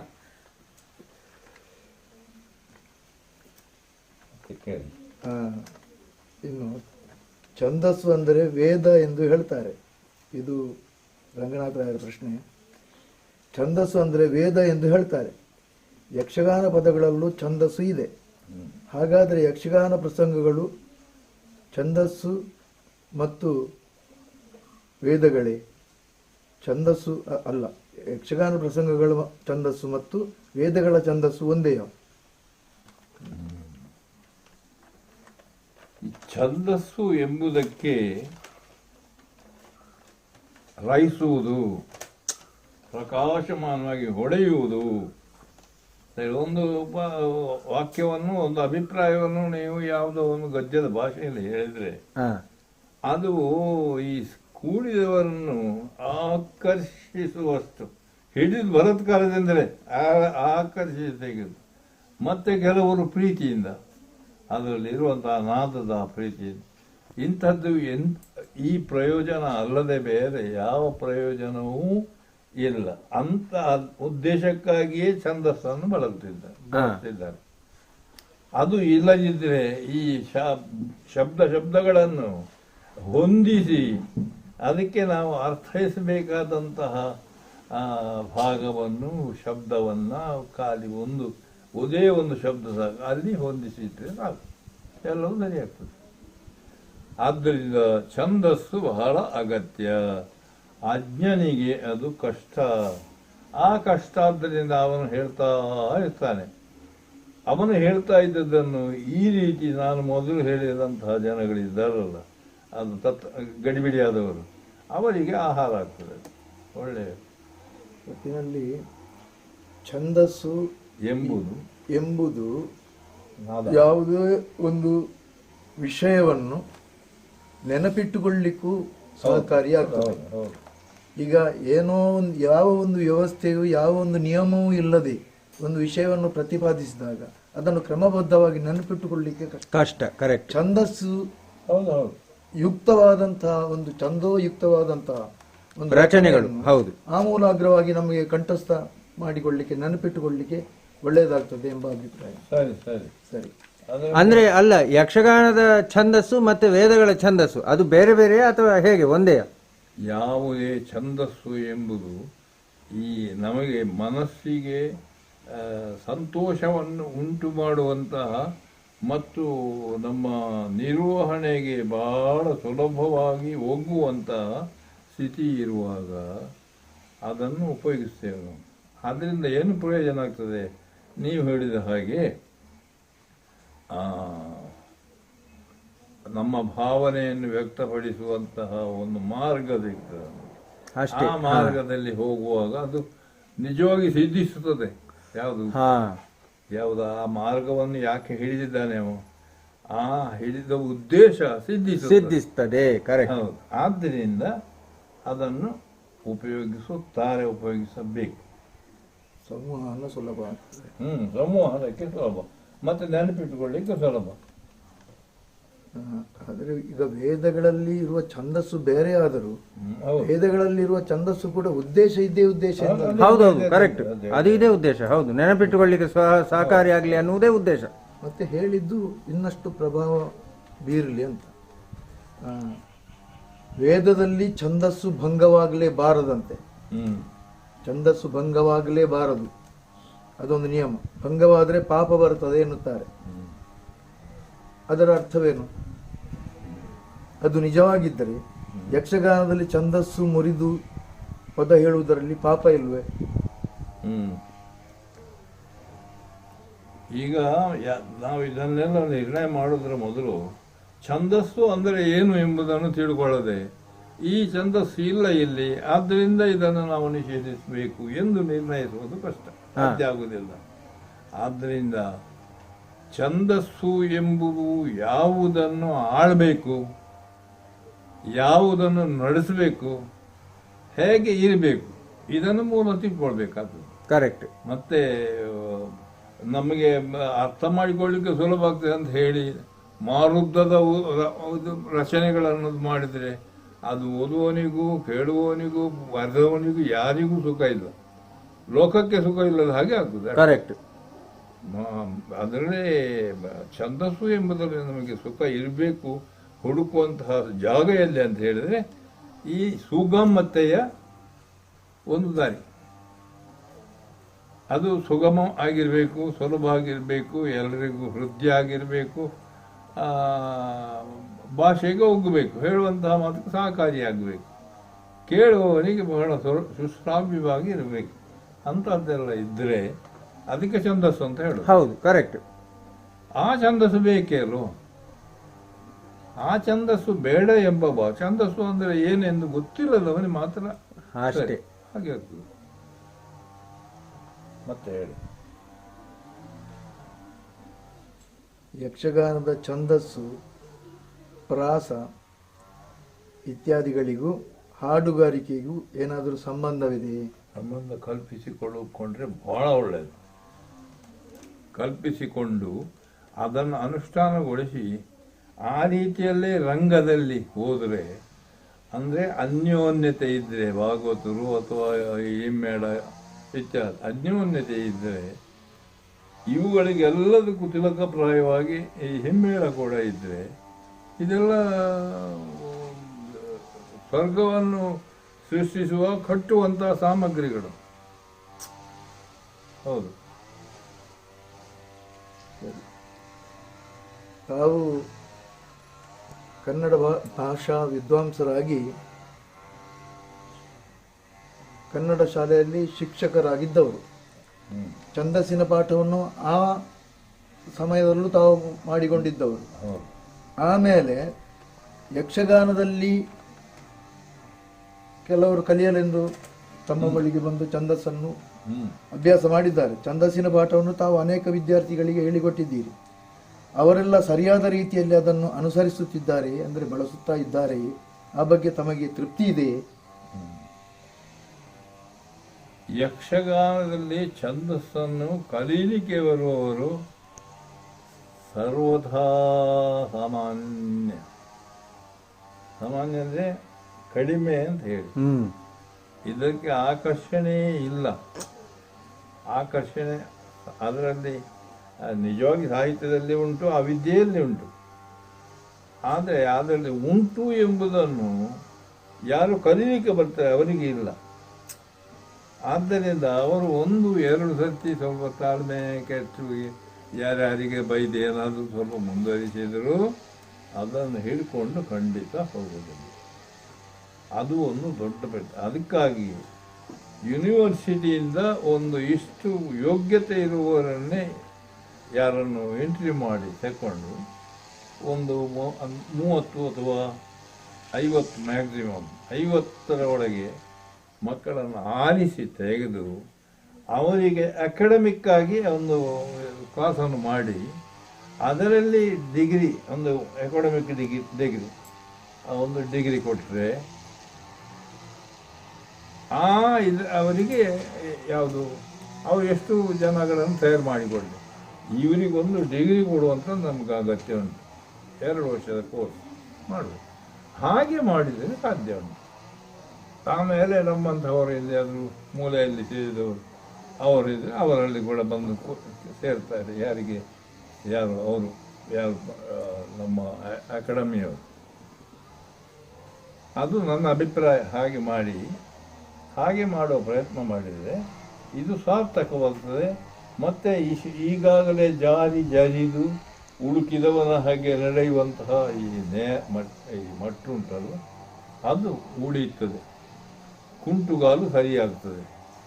ಮತ್ತು ಯಾವಾಗಲೂ ಇದು ಹಾಗೆ ನಡೆ ಎಂಬುದು ನೋಡಿ, ವರ ಯಜ್ಞಶಾಲೆಯು ಬಾಲೆಯು ಚರಣಗತಿ ಸಮತೆ ಬೊತ್ತಿರದ ಒಂದು ದೊಡ್ಡ ಸಭೆಗೆ ಹೋಗಿ ಈ ಕುಂಟುಗಾಲಿನವರು ಹೀಗೆ ಮಾಡಿಕೊಂಡು ಎಷ್ಟು ಚಂದ ಇದ್ದರು. ಚರಣಗತಿ ಸರಿ ಇಲ್ಲದಿದ್ರೆ ಅಂತ ಹಾಗಾಗ್ತದೆ. ಚರಣಗತಿ ಸಮತೆ ಗೊತ್ತಿರದಿದ್ದೋಡೆ ಅಬ್ಜಾರಿಯು ನಾರಿಯು ಚಾರುತಾದ ಕರಭೋರು ಕಾಂತಿ ಸಂಯುಕ್ತವಾಗಿರದಿದ್ದೋಡೆ ಅದು ಏನು ಪ್ರಯೋಜನ ಬರುವುದು? ಯಾಕಂತ ಹೇಳಿದರೆ ಅದು ದೇವರು ಮಾಡಿದ್ದು ದೋಷ, ಇವ್ರು ಮಾಡಿದ್ದಲ್ಲ. ಹಾಗೆ ಇದರಲ್ಲಿ ನಮಗೆ ಬೇಕಾದ್ದು ಈ ಅಕಾಡೆಮಿಯ ಸಮರ್ಥ ಅಕಾಡೆಮಿಯ ಪ್ರೊಡಕ್ಷನ್ ಅಂತಹ ಒಂದು ಬ್ಯಾಚ್ ಬರಬೇಕು. ಆ ಬ್ಯಾಚ್ ಒಂದನ್ನು ಮುಂದುವರಿಸಿಕೊಂಡು ಹೋದ್ರೆ ಎಲ್ಲವೂ ಕರೆಕ್ಟ್, ಮುಂಚಿನ ಆ ಸ್ಥಿತಿಗೆ ಹೋಗಿ ಮುಟ್ಬೋದು. ಈಗ ತೋಚಿದ್ದೇ ಇದು ಅವರ ಗುರಿ, ಏನು ಕ್ಯಾರ ಇಲ್ಲ, ಲಕ್ಷ್ಯ ಇಲ್ಲ. ಸರಿ, ಅತಿ ಎಳೆಯ ಪ್ರಾಯದಲ್ಲಿ ತಾವು ಕಟೀಲು ಕ್ಷೇತ್ರ ಮಹಾತ್ಮ್ಯ ಪ್ರಸಂಗವನ್ನು ರಚಿಸಿದ್ದೀರಿ. ಆಗ ತಮಗೆ ಯಕ್ಷಗಾನ ಛಂದಸ್ಸಿನ ಪೂರ್ಣ ತಿಳುವಳಿಕೆ ಇತ್ತೇ? ಸಂಪೂರ್ಣ 6ನೇ ಕ್ಲಾಸಿನಲ್ಲಿ ಇರುವಾಗ, 5ನೇಯಲ್ಲಿ ಶುರುವಾಗಿದೆ. ಅದಕ್ಕಿಂತ ಮುಂಚೆ ಈಗ ಏನು ಅಗಲಿ ಭಾಗವತರ ಯಾವ ಕಾರ್ಯಕ್ರಮ ಆದರೂ ದೂರ ಆದರೂ ಹೋಗ್ತಿದ್ದೆ. ಆಮೇಲೆ ಅದು ರಕ್ತಗತವಾಗಿ ನನ್ನಲ್ಲಿ ಉಳಿದದ್ದರಿಂದ ಈ ಇದನ್ನು ಬರೆದದ್ದು ಅಷ್ಟೇ. ಆಗಲೇ ಇತ್ತು ತಿಳುವಳಿಕೆ? ಆಗಲೇ ಚಿಕ್ಕಂದಿನಲ್ಲಿ ಅಂದ್ರೆ ತಿಳುವಳಿಕೆ ಇತ್ತು, ಛಂದಸ್ಸಿನ ತಿಳುವಳಿಕೆ ಇತ್ತು. ಎಲ್ಲ ಅದರ ಇದು ಮರ್ಮ, ಗಂಟುಗಳು, ಬೇರುಗಳು, ಚಿಗುರುಗಳು, ಉಗುರುಗಳು, ಬೆರಳು, ಕರುಳು ಎಲ್ಲ ಗೊತ್ತಾಗುತ್ತೆ.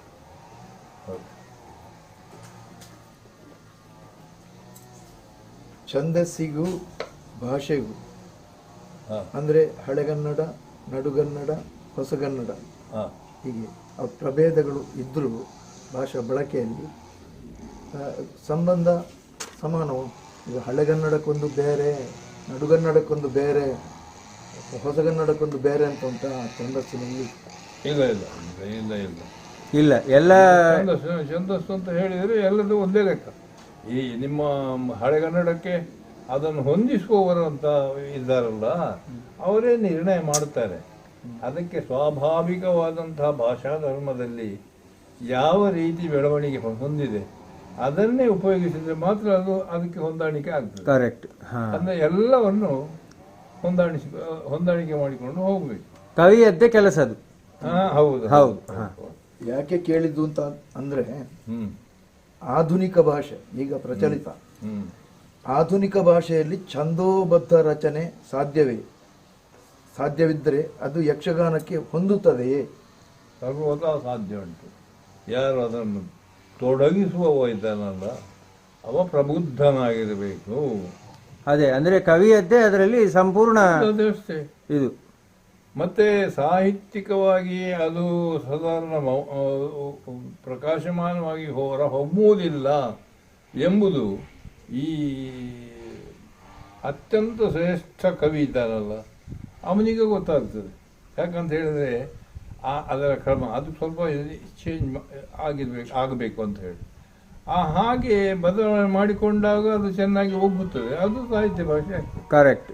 ಹಾಗೆ ಈಗ ಹಳೆಗನ್ನಡ, ನಡುಗನ್ನಡದಲ್ಲೂ ಅದರೊಳ್ ಇದರೊಳ್ ಎನ್ನುವ ಹಾಗೆ ಪ್ರಯೋಗ ಉಂಟು. ಅದನ್ನು ಬಿಟ್ಟು ಆಧುನಿಕ ಭಾಷೆಯಲ್ಲಿ ಅದರಲ್ಲಿ ಇದರಲ್ಲಿ ಎಂಬಂತೆ ಅದೇ ರೀತಿಯಲ್ಲಿ ಪ್ರಸಂಗ ರಚಿಸಿದರೆ ಯಕ್ಷಗಾನಕ್ಕೆ ಏನಾದರೂ ತೊಂದರೆ ಆದೀತು?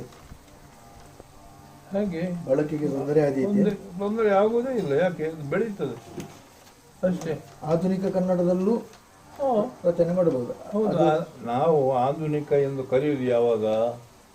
ಆಧುನಿಕವಾದಂತಹ ಭಾಷೆಗೆ ಅದು ಚೆನ್ನಾಗಿ ಒಗ್ಗಿಕೊಂಡು ನಮಗೆ ಒಗ್ಗಿಕೊಂಡು ನಮ್ಮನ್ನು ಆಶ್ರಯಿಸಿಕೊಂಡು ಬರುವಾಗ ಮಾತ್ರ. ಹಾ, ಆಗ ಇಡೀ ಇದಕ್ಕೆ ಒಂದು ಏಕಸೂತ್ರ ಆಗುವುದಿಲ್ವ? ಬರುವಾಗ ಇದರಲ್ಲಿ ಅದರಲ್ಲಿ ಯಾವುದರಲ್ಲಿ ಬೇಕಾದ್ರಾಗಲಿ ಅದರ ಮೂಲ ನಮಗೆ ಅದಲ್ಲ. ಅಲ್ಲಿಗೆ ಏನಾದರೂ ದೋಷ ಬರುವುದಿದ್ರೆ ಅಲ್ಲಿಗೂ ಇಲ್ಲಿಗೂ ಸರಿ ಆಗುವುದಿಲ್ಲ ಅಂತ ಆದರೆ ನಾವು ಪ್ರಯೋಗ ಮಾಡೋದಿಲ್ಲ, ನಮಗೆ ಪ್ರಯೋಗ ಮಾಡಲಿಕ್ಕೆ ಒಗ್ಗುವುದಿಲ್ಲ. ಒಬ್ಬ ಕವಿಯಾಗಿ ಹೇಳಿದ್ದು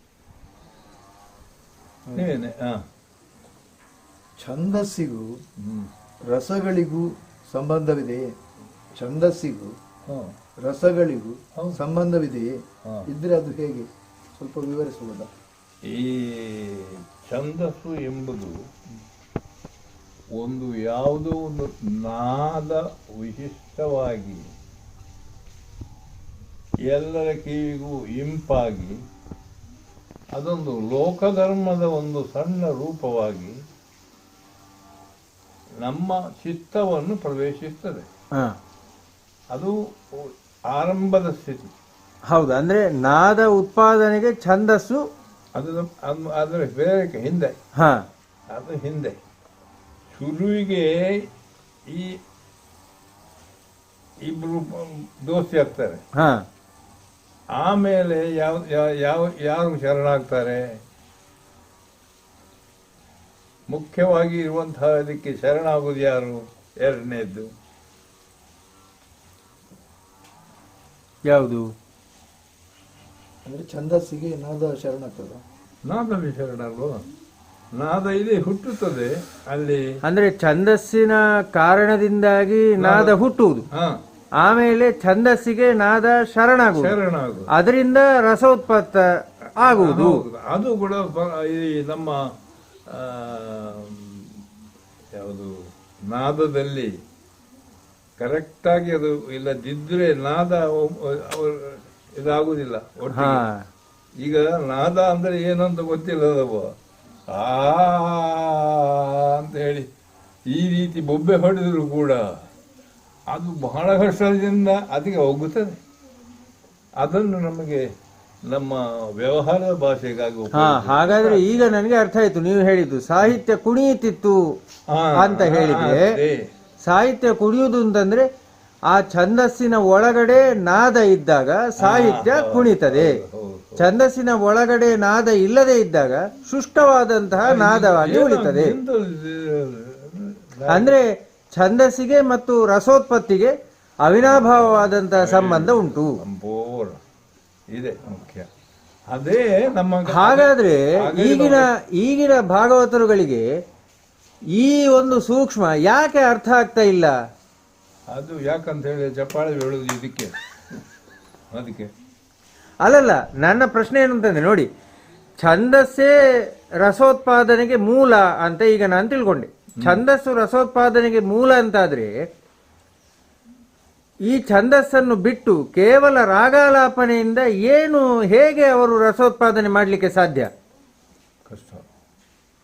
ಕಷ್ಟ. ಅದರ ಕೆಲಸವನ್ನು ನಿಮ್ಮ ಈ ಡ್ಯಾನ್ಸ್ನ ಬೇರೆ ಬೇರೆ ವೆರೈಟಿ ಉಂಟಲ್ಲ, ಅದರಲ್ಲಿ ಕಾಣಬಹುದು. ಕರೆಕ್ಟ್. ಅಂದ್ರೆ ನಾದ ಅಲ್ಲಿ ಈಗ ನಮಗೆ ಬೇಕಾದ ರಸೋತ್ಪಾದನೆಗೆ ಛಂದಸ್ಸು ಅನುಕೂಲವಾಗ್ತದೆ, ಛಂದಸ್ಸೇ ಪ್ರಧಾನ. ಅದರಲ್ಲೂ ಛಂದೋ ವೈವಿಧ್ಯ ಇರ್ತದಲ್ವೋ, ಅದರ ಆಯ್ಕೆ ಆ ಪ್ರಸಂಗ ಅಥವಾ ಸಾಹಿತ್ಯ ರಚನೆ ಮಾಡುವವನಿಗೆ ಮುಖ್ಯವಾಗ್ತದೆ.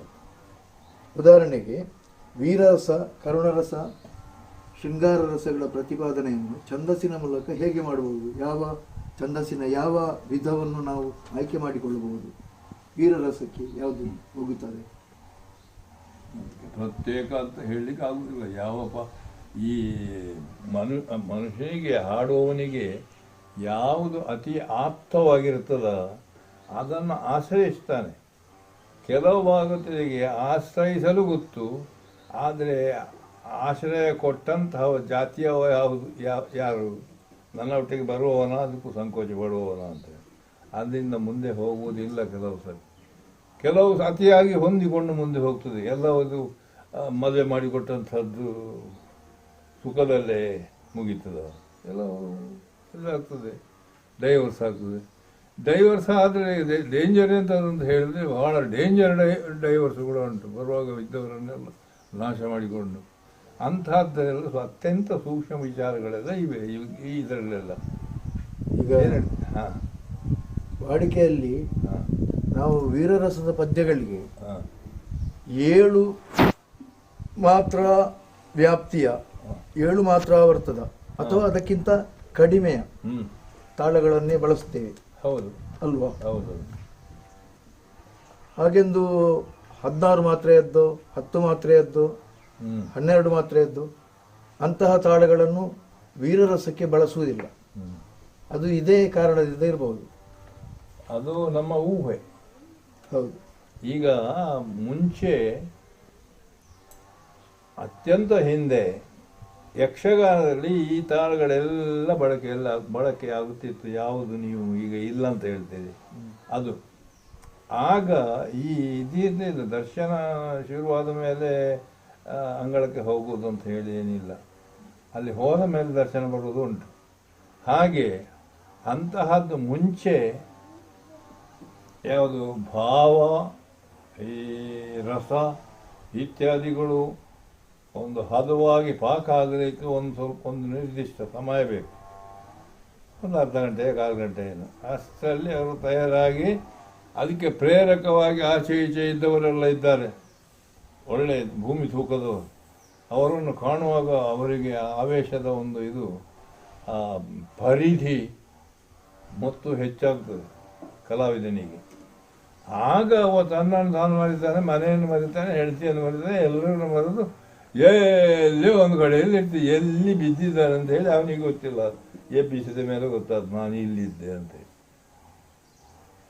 ಹಾಗೆ ಆರಂಭ ಎಲ್ಲರಿಗೂ ಇದು ಬರ್ತದೆ ಅಂತ ಹೇಳಿಕ್ಕೆ ಆಗುವುದಿಲ್ಲ, ಕೆಲವರಿಗೆ ಬರ್ತದೆ, ಆದರೆ ಅವರಿಗೆ ಗೊತ್ತಿಲ್ಲದ ಹಾಗೆ ನಮಗೆ ಗೊತ್ತಾಗ್ತದೆ ಪ್ರೇಕ್ಷಕರಿಗೆ. ಇಂತಹ ಸ್ಥಿತಿಯನ್ನು ವಿಶ್ಲೇಷಿಸುವುದು ಹೇಗೆ? ವಿಭಾಗಿಸಬೇಕಲ್ಲ, ವಿಭಾಗಿಸಿ ಅದನ್ನು ಉಳಿಸಿಕೊಳ್ಳುವುದು ಹೇಗೆ? ಇದಕ್ಕೆಲ್ಲ ಸ್ವಲ್ಪ ಕೆಲಸ ನಿಮ್ಮಂಥವರು ಬೇಕಾದಷ್ಟು ದುಡಿದವರು. ಹಾಗೆ ನಮ್ಮ ಲೆಕ್ಕ. ಮತ್ತು ಇದರಲ್ಲಿ ಯಾವುದೂ ಕೂಡ ಒಂದು ದೃಷ್ಟಾಂತ, ಒಂದು ಪ್ರಯೋಗ ಅಥವಾ ಇದೊಂದು ಸಿದ್ಧಾಂತ ಅಂತ ಹೇಳಿ ಮಾಡಲಿಕ್ಕೆ ಸಾಧ್ಯವೇ ಇಲ್ಲ. ಯಾಕೆ ಅಂತ ಹೇಳಿದ್ರೆ ಮನುಷ್ಯನಿಗೆ ಬೇರೆ ಬೇರೆ ಬೇರೆ ಬೇರೆ ಬೇರೆ ಬೇರೆ ನಮ್ಮದು ಟೆಂಡೆನ್ಸಿ ಉಂಟಲ್ಲ. ಕರೆಕ್ಟ್.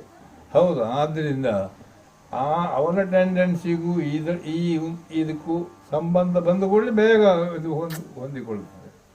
ಅದಕ್ಕೆ ಇದಕ್ಕೆ ಸಂಪೂರ್ಣ ವ್ಯತ್ಯಾಸ ಇದ್ರೆ ಇದು ಅದು ಹೊಂದಾಣಿಕೆನೇ ಆಗುವುದಿಲ್ಲ. ಇಂಥದ್ದೆಲ್ಲ ಇದೆ ಸೂಕ್ಷ್ಮ. ಈ ಸೂಕ್ಷ್ಮ ನನ್ನಂಥವನಿಗೆ ಅಂದಾಜು ಮಾಡಲಿಕ್ಕೆ ಆಗುವುದಿಲ್ಲ. ಆದರೆ ತುಂಬ ಪರಿಣಾಮಕಾರಿ ಯಾವುದು ಆ ಸೂಕ್ಷ್ಮ ಅಂತ ಯಾವುದನ್ನು ಹೇಳಿದ ತುಂಬ ಪರಿಣಾಮಕಾರಿ. ಆದ್ದರಿಂದ ಏನಾಗ್ತದೆ ಅಂತ ಹೇಳಿದರೆ ಕೆಲವು ಸರ್ತಿ ವಿಶೇಷತರವಾದಂತಹ ಎಂಥದ್ದು ಸಂಗತಿಗಳು ಕೂಡ ನಡೆಯಬಹುದು. ಈಗ ಸ್ಥಳ ಮಹಾತ್ಮೆ, ಕ್ಷೇತ್ರ ಮಹಾತ್ಮೆ, ಅಲ್ಲಿ ಎಲ್ಲ ಇದು ಅಲ್ಲಿ ಹಾಗೆ ಇದು ಕಾರಣಿಕ ಕಲ್ಲಲ್ಲಿ ಒಂದು ದೇವಿ ಹೇಳುವುದು ಇತ್ಯಾದಿಗಳೆಲ್ಲ ಉಂಟಲ್ಲ, ಅದು ಸಮರ್ಥವಾಗಿ ಪರಿಣಾಮಕಾರಿ ಆಗುವುದು ಉಂಟು. ದಿವಸಗಳು ಅಂತಲ್ಲ, ಯಾಕೆ ಅದನ್ನು ಹೊಂದಿಕೊಂಡೆ ಅಂಥವರು ಜನಗಳು ಬೇಕಾದ ಕರೆಕ್ಟ್ ಇರುವಾಗ ಅದೇ ಸ್ಥಿತಿಯೇ ನಿರ್ಮಾಣ ಆಗ್ತದೆ. ಅದು ಕೂಡ ಇವತ್ತು ಒಂದು ಆಯಿತು ಅಂತ ಹೇಳಿ ಬರುವ ವರ್ಷ ಇದೇ ಉತ್ಸವದ ಸಮಯದಲ್ಲಿ ಆಗ್ಬೇಕಂತ ಇಲ್ಲ. ಕರೆಕ್ಟ್. ಅಥವಾ ಇದು ಪ್ರತಿ ಒಂದು ದಿನ ಕೂಡ ಇದೇ ಒಂದು ಉತ್ಸವ ಆಗ್ತಾ ಹೋಗಲೂಬಹುದು. ಮತ್ತೆ ಎಣ್ಣೆ ಮುಗಿದ ಮೇಲೆ ಆಮೇಲೆ ಧರ್ಮದ ಎಣ್ಣೆ ಮುಗಿದ ಮೇಲೆ ಧರ್ಮ ಉಳಿಯಲಾರದು. ಕರೆಕ್ಟ್. ಹೌದು. ಹಾಗಿದ್ದರೆ ಧರ್ಮದ ಎಣ್ಣೆ ಧರ್ಮಕ್ಕೆ ಬರ್ತದೆ. ಅದಕ್ಕೆ ಕಷ್ಟಪಡಬೇಕಾಗಿಲ್ಲ. ಅದು ನಮಗೆ ಆಗುವುದಿಲ್ಲ, ಕಷ್ಟಕರ ಕಷ್ಟ. ಈಗ ಈಗಿನ ಭಾಗವತರು ಎಲ್ಲ ಪ್ರಸಿದ್ಧರು, ಉದಯೋನ್ಮುಖ ಭಾಗವತರು ಅಂತ ಅಲ್ಲ, ಈಗ ಪ್ರಸಿದ್ಧರು ಅಂತ ಅನ್ನಿಸಿಕೊಂಡವರು ಛಂದಸ್ಸಿಗೆ ಅನುಗುಣವಾಗಿ ಹಾಡ್ತಾರೆ. ಇಲ್ಲ, ಪೂರ್ಣ ಛಂದಸ್ಸಿಗೆ ಅನುಗುಣವಾಗಿ ಹಾಡುವುದಿಲ್ಲ. ಎಲ್ಲಿಯಾದರೂ ಒಂದು ಸಣ್ಣ ಲೋಪ ಆದರೂ ಮಾಡ್ತಾರೆ. ಅವನೇ ಅದು ಈಗ ದೊಡ್ಡ ಭಾಗವತ ನಮ್ಮ ಲೆಕ್ಕದಲ್ಲಿ. ಯಾಕಂತ ಕಡಿಮೆ ತಪ್ಪು ಮಾಡಿದೆವು. ಕರೆಕ್ಟ್, ಹೌದೌದು. ತಪ್ಪೇ ಮಾಡಿದವನಿಗೆ ಕೊಡಬೇಕಾದ್ದು ಇಲ್ಲದು. ಹೌದು, ಹಾಗಿರುವಾಗ ನಾವೇನು ಮಾಡಬೇಕು? ಅದೇ ಕಡಿಮೆ ತಪ್ಪು ಮಾಡಿದವರಿಗೆ ಕಡಿಮೆ ಮಾಡಿದೆವು, ತಪ್ಪು ಮಾಡಿದೆವು. ಈಗ ಇದು ಸರ್ಕಾರಿ ಕೆಲಸಕ್ಕೆ ಅರ್ಜಿ ಬರೆದಂತೆ, ಸ್ವಾಮಿ ನನಗೆ ಕೊಡಬೇಕು ಆ ಕೆಲಸವನ್ನು, ನಾನು ಅತಿ ಹಿಂದುಳಿದವನು ಅಂತ ಹೇಳಿ, ಎಂದವನು ಹಿಂದುಳಿದವನು, ಅದರಿಂದ ನನಗೆ ಅದನ್ನು ಕೊಟ್ಟಲೇಬೇಕು ಅಂತ ಹೇಳಿದರು. ಒಂದೆರಡು ಮೂರು ಸರಿ ಕೊಟ್ಟಲೇಬೇಕಿದ್ದವ ಹಿಂದುಳಿದವ, ಕೊಡಲೇಬೇಕಿದ್ದವ ಸ್ವಲ್ಪ ಮುಂದೆ ಹೋಗಿದ್ದಾನೆ, ಅಲ್ಲಿ ಕೊಟ್ಟಲಿಕ್ಕೆ ಕೊಡುವಂತ ಹಾಗೆ. ಹಾಂ, ಆ ರೀತಿಯ ಕೊನೆಗಾಗುವಾಗ ಇಂಥವರೆಲ್ಲ ಈ ರೀತಿಯಲ್ಲಿ ಇದ್ದಾರೆ. ಕರೆಕ್ಟ್. ಆದ್ದರಿಂದ ಕೊಟ್ಟಲೇಬೇಕನಿಗೆ ಕೊಟ್ಟದ್ದು ಅಂತೆ. ಹಾಗೆ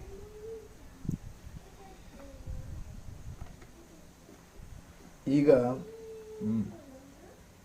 ಈ ಗಾನ ವೈಭವ ಅಂತ ಒಂದು ಬಂದಿದೆ ಯಕ್ಷಗಾನ ಪ್ರಪಂಚದಲ್ಲಿ. ಈಗ ಅದೇ ಮೆರೆಯುತ್ತಾ ಉಂಟು. ಅದಕ್ಕೆ ಯಕ್ಷಗಾನ ಬಾಕಿ ನಮ್ಮ ವಾಡಿಕೆಯ ಬಯಲಾಟಕ್ಕಿಂತ ಹೆಚ್ಚು ಜನ ಸೇರ್ತಾರೆ, ಪ್ರೇಕ್ಷಕರು. ಶಿಳ್ಳೆ ಚಪ್ಪಾಳೆ ಎಲ್ಲ ಅದರಲ್ಲಿ ಜೋರು.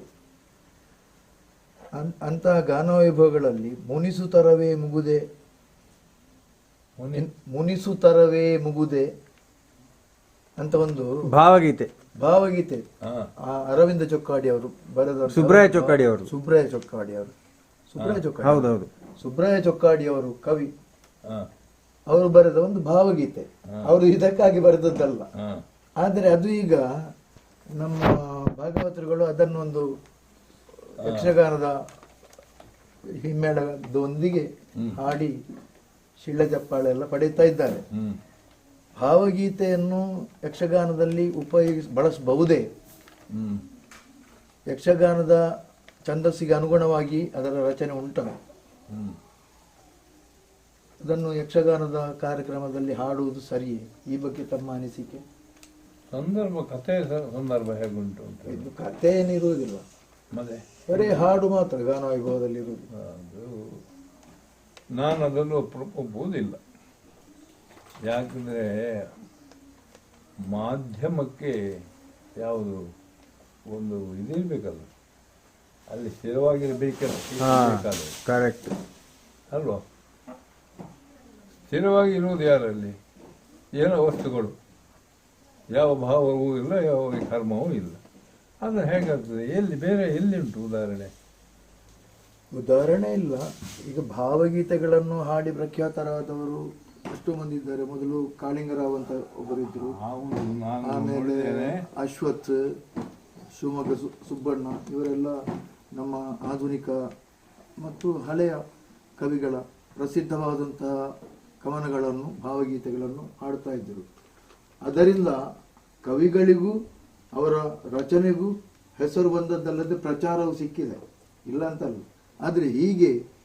ಆದರೆ ಅವೆಲ್ಲ ಆಧುನಿಕ ಭಾವಗೀತೆಗಳನ್ನು ಯಕ್ಷಗಾನದ ವೇದಿಕೆಯಲ್ಲಿ ಹಾಡುವ ಅಗತ್ಯ ಉಂಟಾ? ನನ್ನ ಲೆಕ್ಕದಲ್ಲಿ ಇದು ಆಭಾಸ. ಮತ್ತೆ ಇನ್ನೊಂದೇನು ಅಂತಂದ್ರೆ, ಈ ಆಧುನಿಕ ಏನು ಭಾವಗೀತೆಗಳುಂಟು ಅವು ಛಂದೋಬದ್ಧ ರಚನೆಗಳು ಅನ್ನೋ ಬಗ್ಗೆ ನನಗೆ ಅಷ್ಟು ಅವು ಛಂದೋಬದ್ಧ ರಚನೆಗಳು ಉಂಟು ಭಾವಗೀತೆಗಳಲ್ಲಿ. ಛಂದೋಬದ್ಧ ರಚನೆ ಅಲ್ಲದಿದ್ರೆ ಹಾಡ್ಲಿಕ್ಕೆ ಬರ್ತದೆ, ಹಾಡ್ಲಿಕ್ಕೇನೆ ಬರ್ತದೆ. ಯಾವ ನಿಮ್ಮ ರಾಗ ಆಗಲಿ, ಯಾವ ತಾಳ ಆಗಲಿ, ಎಲ್ಲಿಂದ ಬರೆದದು, ಎಲ್ಲಿಂದ ಕ್ರಮ ಪ್ರಕಾರವಾಗಿ ಅದು ಆ ರಾಗ ಸ್ಥಾನದಲ್ಲೇ ಹುಟ್ಟಿದೆಯಾ, ಸರಿ, ಅದನ್ನು ಒಪ್ಪಬಹುದು. ಯಾಕೆ ಅದನ್ನು ಒಪ್ಪಬಾರದು? ಕರೆಕ್ಟ್. ಅದರಲ್ಲಿ ಕರ್ಕಶ ಇತ್ಯಾದಿ ಏನಾದರೂ ಇದ್ರೆ, ಇದಕ್ಕೆ ಹೊಂದಾಣಿಕೆ ಆಗತ್ತೆ ಏನಾದ್ರು ಇದ್ರೆ, ಅದನ್ನು ಇದು ಬೆಣ್ಣೆಯಿಂದ ಕೂದಲು ತೆಗೆಯುವ ಹಾಗೆ ತೆಗೆಯಬೇಕದು. ಎಷ್ಟು ಸೂಕ್ಷ್ಮವಾದ ಬೇರೆ. ಇನ್ನೊಂದು ಪ್ರಶ್ನೆ ಉಂಟು, ಹೇಳಿ. ಸಿನಿಮಾದ ಹಾಡುಗಳು ಛಂದೋಬದ್ಧವಾಗಿರುತ್ತವೆಯೇ? ಹ್ಮ್ ಇದ್ದರೆ ಯಕ್ಷಗಾನದಲ್ಲಿ ಸಿನಿಮಾದ ಹಾಡುಗಳನ್ನು ಬಳಸುವುದೇ ಸಂದರ್ಭಕ್ಕೆ ಸರಿಯಾಗಿ? ಹ್ಮ್ ಅಂದರೆ ಅಂತಹ ರಚನೆಗಳಿದ್ರೆ, ಹ್ಮ್. ಸಿನಿಮಾದ ಹಾಡುಗಳಲ್ಲೂ ಅಂಥದ್ದಿದ್ರೆ ಛಂದೋಬದ್ಧವಾಗಿದ್ದು ಅದು ಯಕ್ಷಗಾನದ ಯಾವುದೋ ಒಂದು ಸಂದರ್ಭಕ್ಕೆ ಸೂಟ್ ಆಗುವ ಹಾಗಿದ್ರೆ ಇದ್ರೆ ತರಬಹುದೇ? ಅದು ನಿಮ್ಮ ಶಾಸ್ತ್ರ ಬದ್ಧತೆಗೆ ಸರಿಯಾಗಿದ್ದರೆ ಎಂಬ ಆ ಒಂದು ಚೌಕಟ್ಟಿನಲ್ಲಿ ಆ ಒಂದು ವಾಕ್ಯ ಆ ಒಂದು ವಾಕ್ಯ ಎಷ್ಟು ಹೊಂದಿಕೊಂಡವನನ್ನು ಮೇಲೆತ್ತುವಂತಹ ಸಾಮರ್ಥ್ಯ ಹೊಂದಿದೆ. ಅಂದ್ರೆ ಛಂದೋಬದ್ಧವಾಗಿದ್ರೆ ಬಳಸಬಹುದು. ಆದರೆ ಅಲ್ಲಿ ಆಭಾಸ ಆದರೆ ಆಭಾಸ ಆಗುವ ಹಾಗಲ್ಲ. ಮತ್ತೆ ಹೇಳಿ. ಈಗ ಉದಾಹರಣೆಗೆ ನಾನು ಹೇಳ್ತೇನೆ, ನಾನೊಂದಂತ ಒಂದು ಕೆಲಸ ಮಾಡಿದ್ದೇನೆ. ಹಾಗೆ ನಮ್ಮ ಲಲಿತೋಪಾಖ್ಯಾನ ಪ್ರಸಂಗದಲ್ಲಿ ಲಲಿತೆ ಇವರಿಗೆ ದೇವತೆಗಳಿಗೆ ಪ್ರತ್ಯಕ್ಷವಾಗಿ ಅವರಿಗೆ ಅಭಯ ಎಲ್ಲ ಕೊಟ್ಟು ಆದ ನಂತರ ಲಲಿತೆಗೆ ವಿವಾಹ ಆಗಲಿಕ್ಕೆ ಉಂಟು. ಕಾಮೇಶ್ವರನನ್ನು ವಿವಾಹ ಆಗಿ ದೇವತೆಗಳೆಲ್ಲ ದೇವಿಯ ಆ ಸಾನ್ನಿಧ್ಯದಿಂದ ಅಗಲಿದ ನಂತರ ಅಲ್ಲಿಗೆ ನಾರದ ಬರಲಿಕ್ಕೆ ಉಂಟು. ಗಂಡಾಸುರನನ್ನು ಕೊಲ್ಲಬೇಕು ಲೋಕ ಕಲ್ಯಾಣಕ್ಕೆ ಬೇಕಾಗಿ ಅಂತ ದೇವಿಗೆ ನೆನಪು ಮಾಡಲಿಕ್ಕೆ. ಆವಾಗ ಒಂದು ಸ್ತುತಿ ಪದ್ಯ ಅದು ನನಗೆ ನೆನಪು ಬಂದದ್ದು, ಬೇರೆ ಏನು ಪಕ್ಕ ಬರಲಿಲ್ಲ. ಹಾಗೆ ಸಾಂದರ್ಭಿಕವಾಗಿ ನಾನು ತ್ರಿಭುವನ ಜನನಿ ಜಗನ್ಮೋಹಿನಿ ಅಭಯಪ್ರದಾಯಿನಿ ಪಾವನೆ ಪಾಹಿ ಮಾಂ ಅಂತ ಒಂದು ಸ್ತುತಿ ಪದ್ಯ ಉಂಟು. ಅದು ಯಾವುದೋ ಸಿನಿಮಾದ್ದು ಸಿನಿಮಾ ಅಥವಾ ಈ ಸ್ತುತಿ ಪದ್ಯವನ್ನೇ ಅಲ್ಲಿ ಬಳಸಿದ್ದು ಇರಬಹುದು ಅಂತ ಒಂದು ಸಿನಿಮಾದಲ್ಲಿ ಅದನ್ನು ನಾನು ರಂಗಸ್ಥಳದಲ್ಲಿ ನಾರದನಿಗೆ ಸ್ತುತಿ ಮಾಡಿಕೊಂಡು ಬರಲಿಕ್ಕೆ ಉಪಯೋಗಿಸ್ತಾ ಇದ್ದೆ. ಅದೀಗ ನೆನಪಾಯ್ತು ನನಗೆ. ನಾರದ ಬರುವಾಗ ಅವ ನಾರದನೇ ಹೌದಾಗಿದ್ದರೆ ಈ ಸ್ತುತಿಯನ್ನು ಅವನಿಂದ ಬೇರ್ಪಡಿಸುವುದು ಯಾಕೆ? ಅದೊಂದು ಅರ್ಥ ಉಂಟ. ನಾರದ ಬರುವಾಗ ಗಾನ ಉಂಟು. ಗಾನ ಎಂಬುದು ಅವನ ಇಷ್ಟ ದೇವತೆಗಳನ್ನು ಮೆಚ್ಚಿಸುವಂಥದ್ದು. ಹಾಗಿದ್ರೆ ಇದರಲ್ಲಿ ಸಂಶಯ ಬಂತು. ಮಾನ್ಯ ಮನ್ನಿಸಲ್ಪಡತಕ್ಕದ್ದು. ಅದೇನು ಗಹನ ವಿಚಾರ, ಹೌದು, ಸ್ವಾಭಾವಿಕ ವಿಚಾರವೇ. ಇನ್ನು ಈ ಕ್ಷೇತ್ರಕ್ಕೆ ಸಂಬಂಧಪಟ್ಟು ತಮಗೆ ಹೇಳಲಿಕ್ಕಿರುವ, ನಾವು ಕೇಳಿದ ಪ್ರಶ್ನೆ ಇಷ್ಟೇ, ಕೇಳಲಿಕ್ಕೆ ಆಯ್ದುಕೊಂಡಂತ ಪ್ರಶ್ನೆ ಇಷ್ಟೇ. ಇನ್ನು ಜನರಲ್ ಆಗಿ ತಮಗೆ ಏನಾದರೂ ಹೇಳಲಿಕ್ಕೆ ಇದ್ರೆ ಹೌದು ಹೇಳಿ. ಯಕ್ಷಗಾನ ಕ್ಷೇತ್ರದ ಈಗಿನ ಯುವ ಪೀಳಿಗೆಗೆ ಏನಾದರೂ ತಮ್ಮ ಉಪದೇಶ, ಹಿತೋಕ್ತಿಗಳು. ಕಾಡಿನಲ್ಲಿ ಹೋಗಿ ಕೂತ್ಕೊಳ್ಬೇಕಿತ್ತು. ಉಪದೇಶ ಕೊಡುವ ನಾನು ಹೇಳುವುದಿದ್ದರೆ ಅದು ಈಗಿನ ಕಾಲಕ್ಕೆ ಪ್ರಸ್ತುತವೋ ಅಪ್ರಸ್ತುತವೋ ನನಗೆ ಗೊತ್ತಿಲ್ಲ. ಮತ್ತೆ ನೀವು ಈಗ ಹೇಳಿದಂತಹ ನಾರದನ ಪದ್ಯ ಅದು ಬೇಕೇ ಬೇಕಾದ್ದು. ಅದನ್ನು ನೀವು ಕೇಳುವ ಅಗತ್ಯವೇ ಇಲ್ಲ. ಅಂತಹ ಒಂದು ಬಹಳ ಸೂಕ್ಷ್ಮವಾದ ವ್ಯತ್ಯಾಸವನ್ನು ನಾವು ಮಾಡಿಕೊಳ್ಬಹುದು. ಬಹುದು ಅಲ್ಲ, ಬೇಕು. ಅದರ ಬದಲು ಬೇರೆ ಏನಾದರೂ ಜಾನಪದೀಯವಾದಂತಹ ಇದನ್ನು ಹೆಚ್ಚಿಸಬಾರದು. ಒಂದು ಕಡೆಗಾಗುವಾಗ ಅದು ಕೂಡ ಯಾವುದೋ ಒಂದು ಹೊಂಡಕ್ಕೆ ಹೋಗಿ ಬೀಳ್ತದೆ. ಒಂದು ಮಾರ್ಗ ಹಿಡಿದು ಹೋಗ್ತದೆ. ಈಗ ಸರಿ ಉಂಟು, ಅಲ್ಲಿ ತಗ್ಗು ಕಾಣ್ತದೆ, ಹೊಂಡಕ್ಕೆ ಬೀಳುತ್ತಾರೆ. ಆದ್ದರಿಂದ ಯಕ್ಷಗಾನ ಎಂಬುದು ಎಷ್ಟೋ ಇದು ಸುಳ್ಳು ವಿಷಯಗಳನ್ನು ಕೂಡ ಹೊಂದಿಕೊಂಡಿದೆ. ತಮ್ಮಲ್ಲಿ ಇನ್ನೊಂದು ಪ್ರಶ್ನೆ, ತಾವು ಪ್ರಸಂಗ ರಚನೆಯಲ್ಲಿ ಹಾಗೂ ಛಂದಸ್ಸಿನ ಕ್ಷೇತ್ರದಲ್ಲಿ ಉತ್ತಮ ಪಾಂಡಿತ್ಯವನ್ನು ಹೊಂದಿದ, ಉತ್ತಮ ಹೆಸರನ್ನು ಹೊಂದಿದ ವ್ಯಕ್ತಿ. ಪ್ರಸಂಗ ರಚನೆಗಳಿಗೆ ತಾವು ಐತಿಹಾಸಿಕ ಹಾಗೂ ಕೆಲವು ಕಾಲ್ಪನಿಕ, ಸಾಮಾಜಿಕ, ಇನ್ನು ಕೆಲವು ಕೆಲವಲ್ಲ, ಒಂದು ಕ್ಷೇತ್ರ ಮಹಾತ್ಮೆ, ಇಷ್ಟೆಲ್ಲ ಬರೆದರೂ ಪೌರಾಣಿಕ ಒಂದು ಉತ್ತಮ ಮೌಲ್ಯ ಪ್ರತಿಪಾದನೆಯ ಉತ್ತಮ ಸಂದೇಶ ಸಮಾಜಕ್ಕೆ ಕೊಡುವಂತಹ ಯಾವ ಪ್ರಸಂಗವನ್ನು ತಾವ್ಯಾಕೆ ರಚಿಸಲಿಲ್ಲ ಅನ್ನೋದೊಂದು ಸಂದೇಹ ಪ್ರಶ್ನೆ. ಈ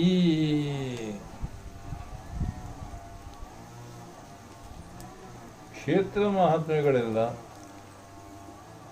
ಸೀದಾ ಹೇಳುವುದಿದ್ರೆ, ನಾವು ಸೀದಾ ಹೊರಗೆ ಬಂದು ಹೇಳುವುದಿದ್ರೆ, ಒಳಗೆ ನಿಂತ್ಕೊಂಡಲ್ಲ ನಾವು ಹೇಳಲಿಕ್ಕೆ ಸರ್ವಥಾ ಅದು ಸಿದ್ಧೇ.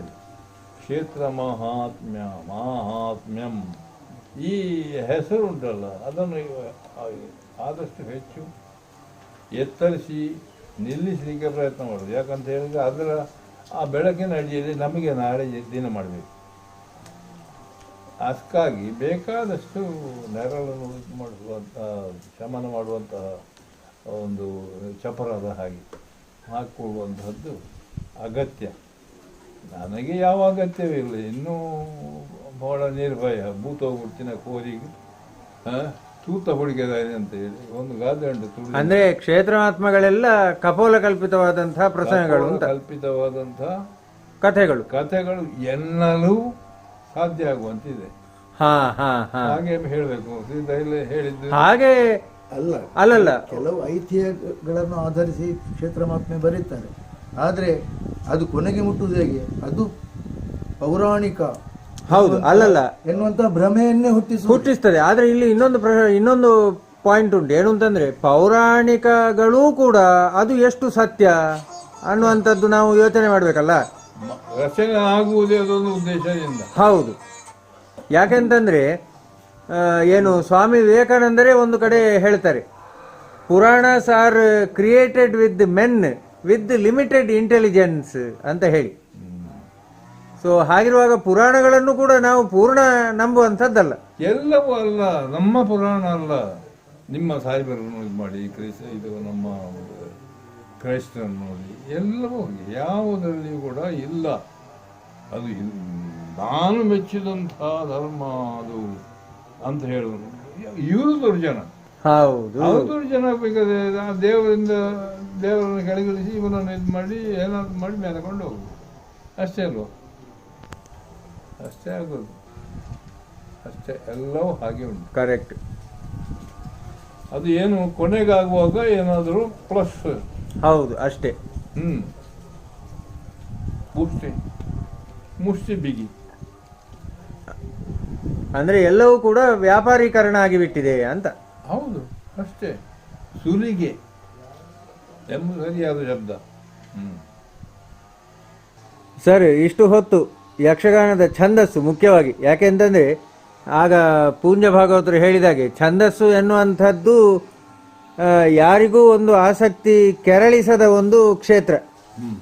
ಅಂಥ ಒಂದು ಯಾವುದೇ ಒಂದು ಆಸಕ್ತಿಯನ್ನು ಯಾರಿಗೂ ಕೆರಳಿಸದ ಒಂದು ಕ್ಷೇತ್ರದಲ್ಲಿ ತಾವು ತಮ್ಮ ಇಡೀ ಜೀವಿತಾವಧಿಯನ್ನು ಅದಕ್ಕೆ ಮುಡಿಪಾಗಿಸಿ ಅದರಲ್ಲಿ ಬಹಳಷ್ಟು ಏನು ಸಾಧನೆಗಳನ್ನು ಮಾಡಿ, ಕೊನೆಯ ಪಕ್ಷ ನಮ್ಮ ಜೀವಿತದಲ್ಲಿ ನಾವು ನಮ್ಮ ಕಣ್ಣ ಮುಂದೆ ನೋಡುವ ಭಾಗ್ಯ ಆದರೂ ಸಿಕ್ಕಿತು.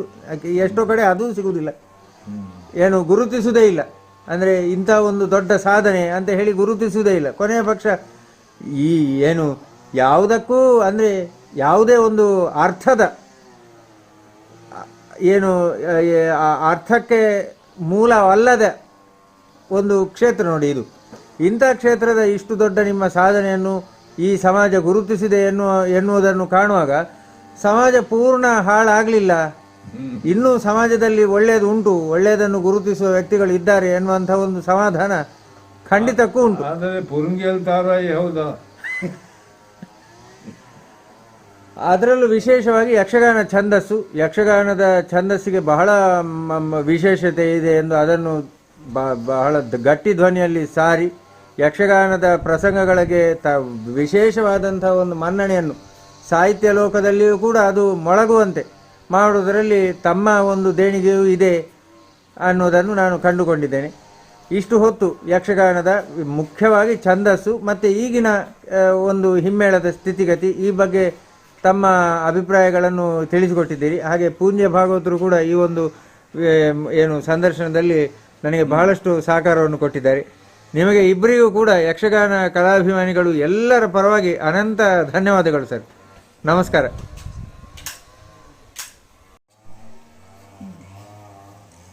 ನೀವು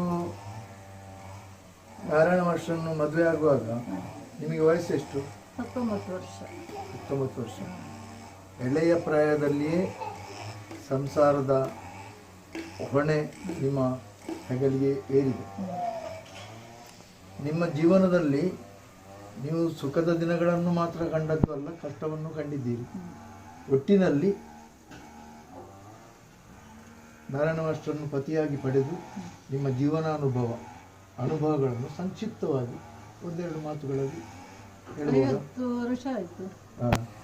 ನವೆಂಬರ್ 19 ವರ್ಷಕ್ಕೆ ಮದುವೆಯಾಗಿ 50 ವರ್ಷ ನವೆಂಬರಿಗೆ ಪೂರ್ತಿ ಆಗ್ತದೆ.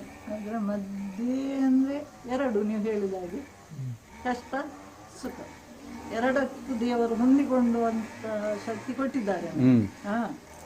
ಅದೊಂದು ನನಗೆ ದೊಡ್ಡ ದೇವರದ್ದೊಂದು ಅನುಗ್ರಹ ಅಂತ ಹೇಳಿದ್ರು. ಎಡತ್ತೂರಿನ ಸಪ್ತಲಿಂಗೇಶ್ವರ, ಆಮೇಲೆ ಕಡೂರಿನ ತಾಯಿ, ಅವರು ಕೊಟ್ಟ ಒಂದು ಶಕ್ತಿ ನನಗೆ.